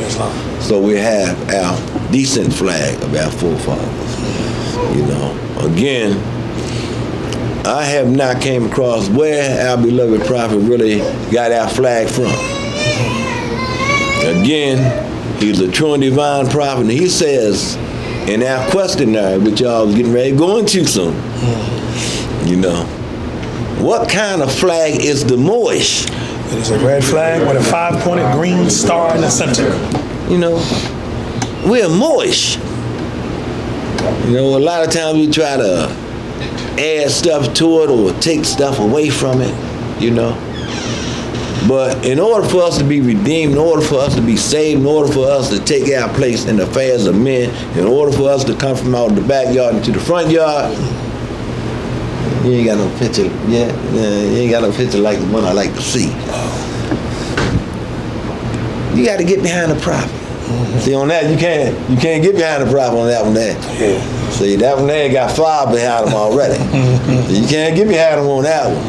But when you see your divine constitution at the bottom, all you see is the prophet standing right there. Because all his followers are behind him. You can't see him. You can't see them. That's right. The prophet said that Moses always trying to get in the front, in the face of things, So we stand behind the prophet, and we trust that Allah is leading them, and we're going where we're supposed to go. Instead of trying to go and jump out and get in front, it's that and that. But anyway, I get teary-eyed sometimes. Next one. Yes, sir. Give a brief history of the first official sheiks of the Moorish Science Temple of America. Wow. Woo. Oh, that's sad. That's sad. That's real sad. I used to say this, man. People used to laugh at me and look me all crazy. But officially, at that meeting, where the questionnaire at? And we don't really, we run through that, man. We run through it. Our authority. Corporation religious affidavits of organizations, state of Illinois, county of Cook, 1928, August the 1st, 2:52 p.m. and recorded in the book. I, Noble Drawley, do solemnly swear that at a meeting of the members of the Moorish Science Temple of America, held at Chicago in the county of Cook in the state of Illinois on the 20th day of July, AD 1928.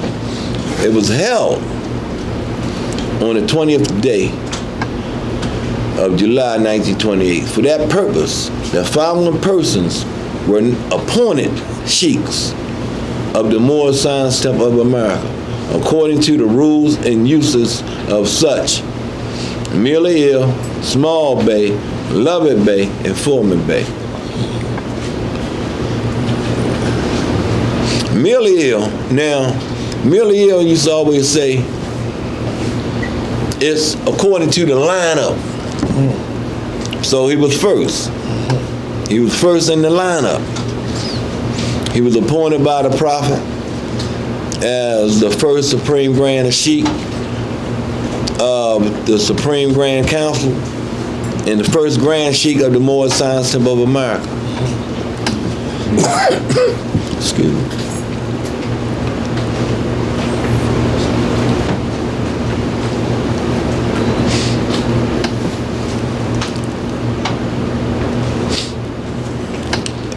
Small Bay. He was appointed Assistant Grand Sheik of Temple Number 1. Oh, let me also say that Nationality was also governor. He was also the Grand Sheik of Temple Number 1. Small Bay was Assistant Grand Sheik of Temple Number 1. And one of the Moorish guys is an incident where these unconscious Asiatics that came into Temple Number 1 and tried to start a ball of confusion. The Prophet was out traveling, visiting another temple, maybe in Detroit, I think it was in Detroit. And it was said that Brother Nationality's brother Small Bay knew how to tune into the Prophet spirit. And that while they was in this temple causing confusion, the spirit of the Prophet traveled there and, put everything in order.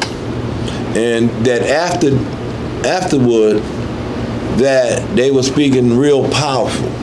You know how the spirit comes in the movie, then you get to speaking real powerful. Said the Moors were speaking real powerful. It's in the Moorish Guide, one of the Moorish Guides. So Brother Small Bay was the Assistant Grand Sheik of Temple Number 1. Later on, he was removed from office by the Prophet. Want to go into that part? Yes, sir. Yeah. If you don't mind. Yeah, I don't mind. He had hooked up with those who was against the Prophet. So he was removed from office. He also, at first, was one of the key witnesses against the Prophet in alleged murder of Brother C. Green Bay, which the Prophet was found innocent. So that's Brother Small Bay. He was also, before that incident, he was also, I want to say appointed. His appointment didn't go completely through, but he was suggested as a member of the Supreme Grand Council. I seen his name in one of the lineups of the members of the Supreme Grand Council. I seen about 3 or 4, but was only one officially approved. I seen about 3 or 4 different lineups. Lovett Bay.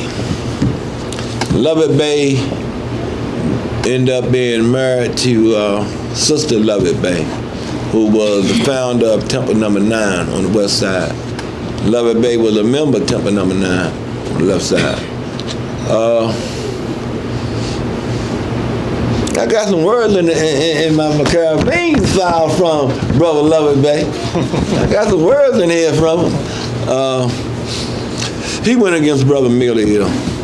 Him and one of the strongest brothers, man, in the Moorish regime, Brother T. Crumby Bay. They got together and went and got an injunction.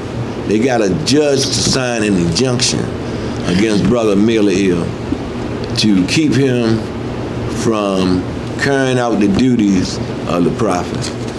Meaning that the injunction forbade him to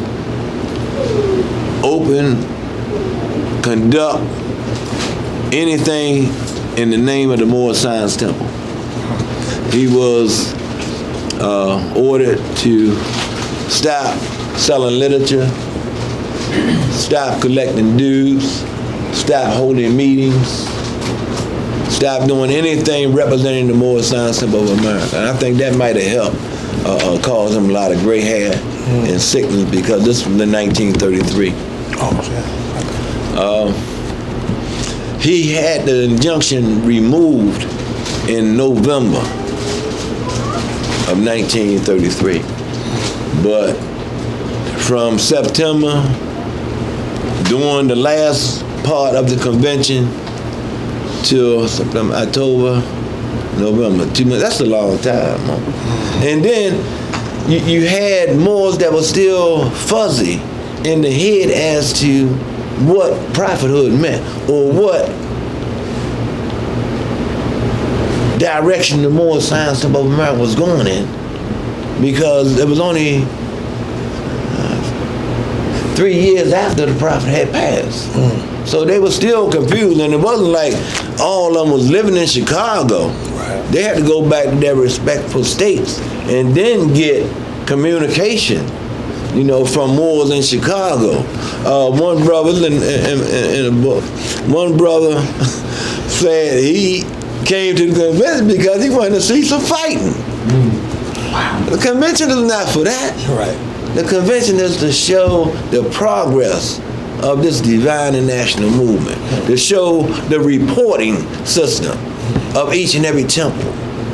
We are so far behind of our prophet's program that is a crying shame.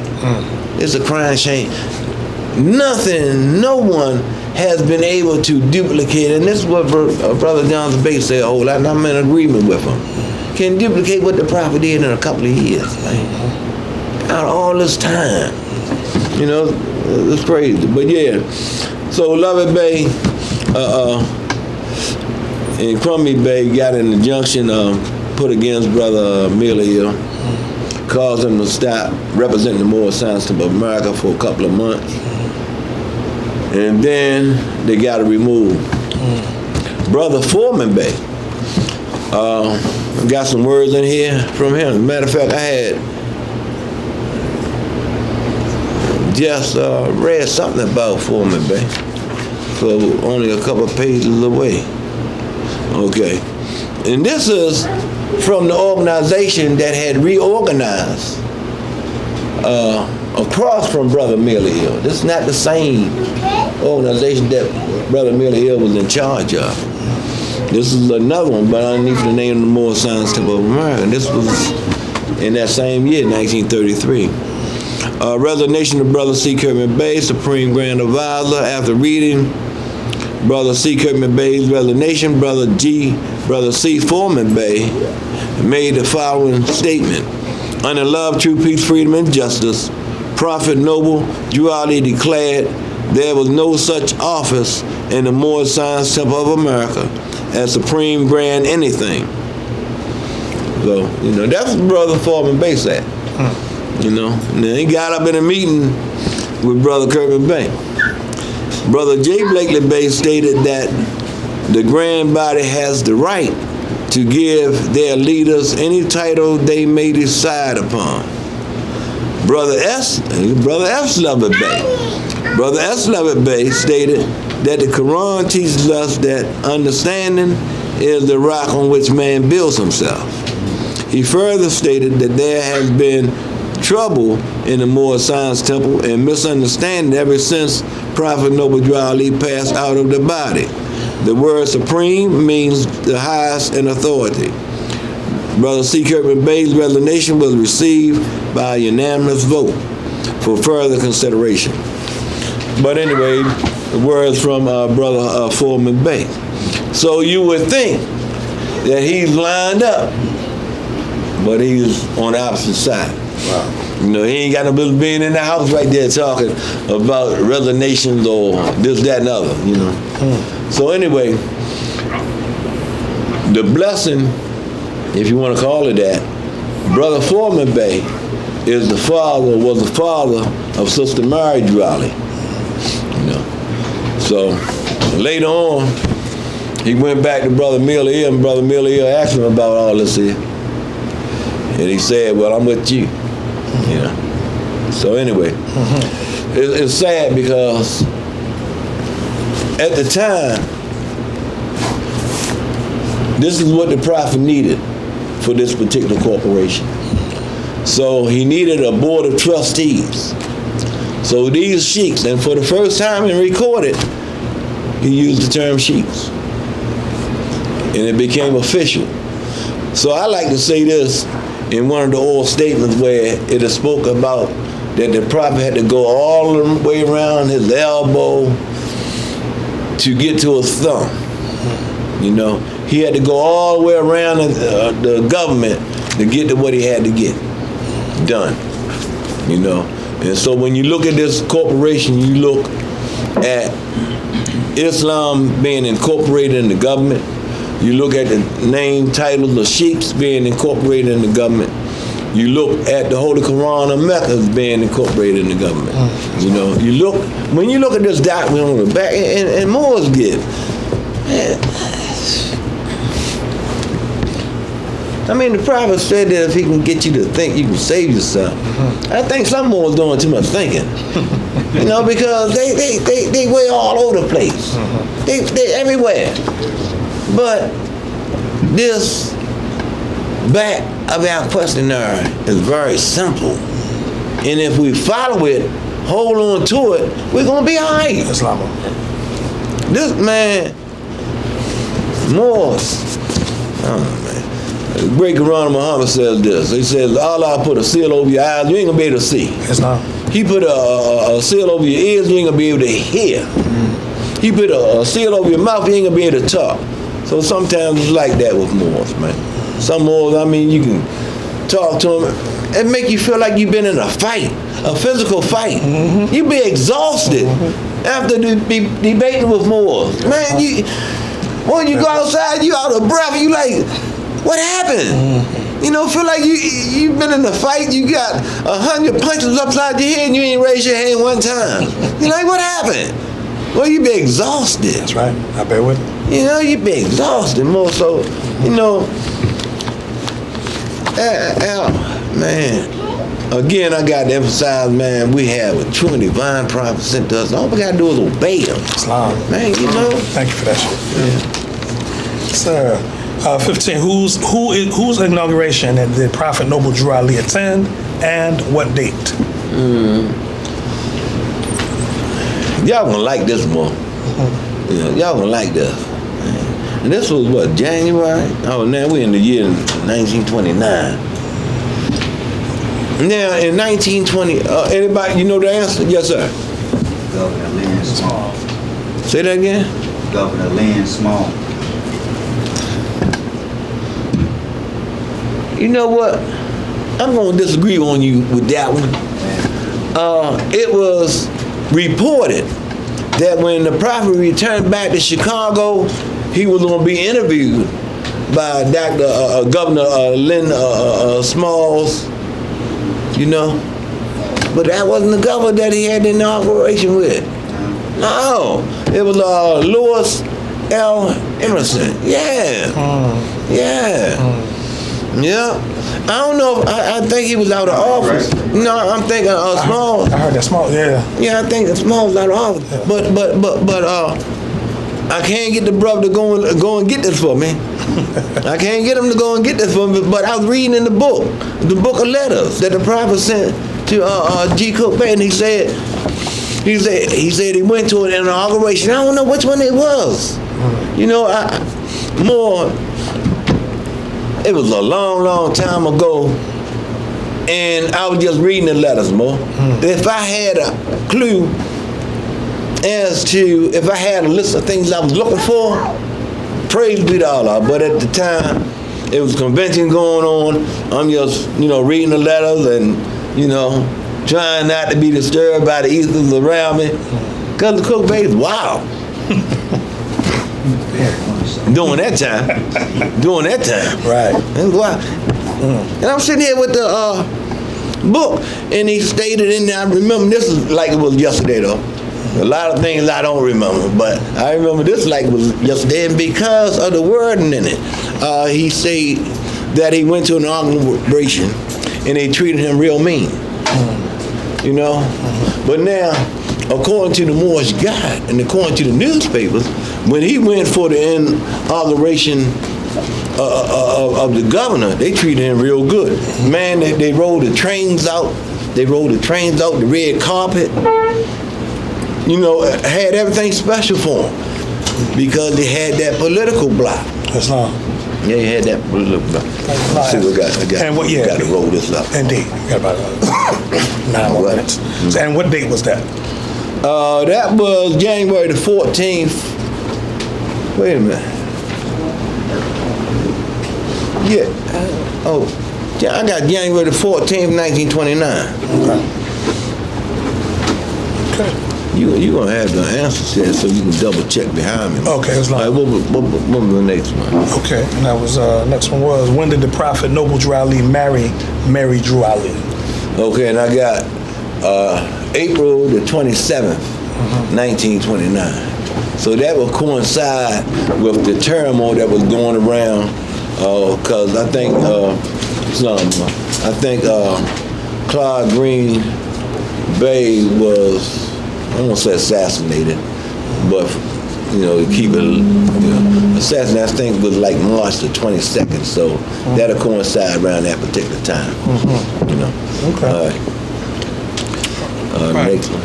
Next up we have. I'm just rushing, trying to end up before y'all Sunday school starts. Okay. What are the general laws and when were they handed down? Oh, that was a good question.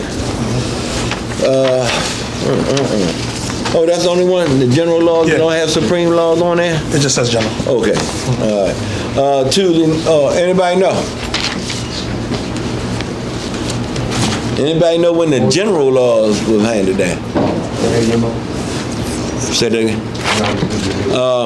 Do anybody know when the general laws was handed down? Anybody? Islam. Tuesday night at the first annual National Convention.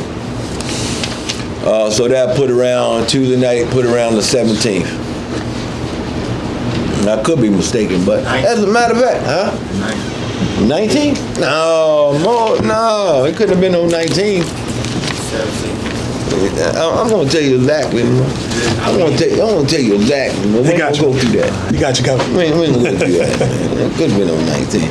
General laws are said by the Prophet Monday, October the 17th, 1928. All right, we'll put it right there. Put it right there. All right. We have 5 minutes to spare. Does anybody have any questions for our Supreme Grand Historian? Come on with it, man. I like that. I'm the new Moor, just joined this temple, 19. But I would like to know, like, from you to me, what's our mission to fulfill the Prophet's goal that he had for us to make this nation great? Raise your family. You got a family? Yeah. If you don't have one, get a family. Yeah. Raise your family, bring your family into the temple, teach them love, true peace, freedom, and justice. Islam. Simple. Simple. You ain't gotta fight nobody. You ain't gotta tear nothing up. Raise your family, teach them who they are, that they're not Negro, colored, black, or Ethiopian, or anything that delude to slavery, that it is a sin for any group of people to claim to the names and principles that delude to slavery. You know? And remember that the Moorish Science of America stands for the Pacific Grand Principles of love, truth, peace, freedom, and justice. And to be a real Moorish leader, you got to study your Holy Quran and your divine constitution that's handed down to you by your prophet. It's simple. The rest of it going to fall into place. Praise Allah. Yeah. Thank you, Mo. You sure? Praise Allah. Yes, absolutely. Give a round of applause, please. Uh-oh.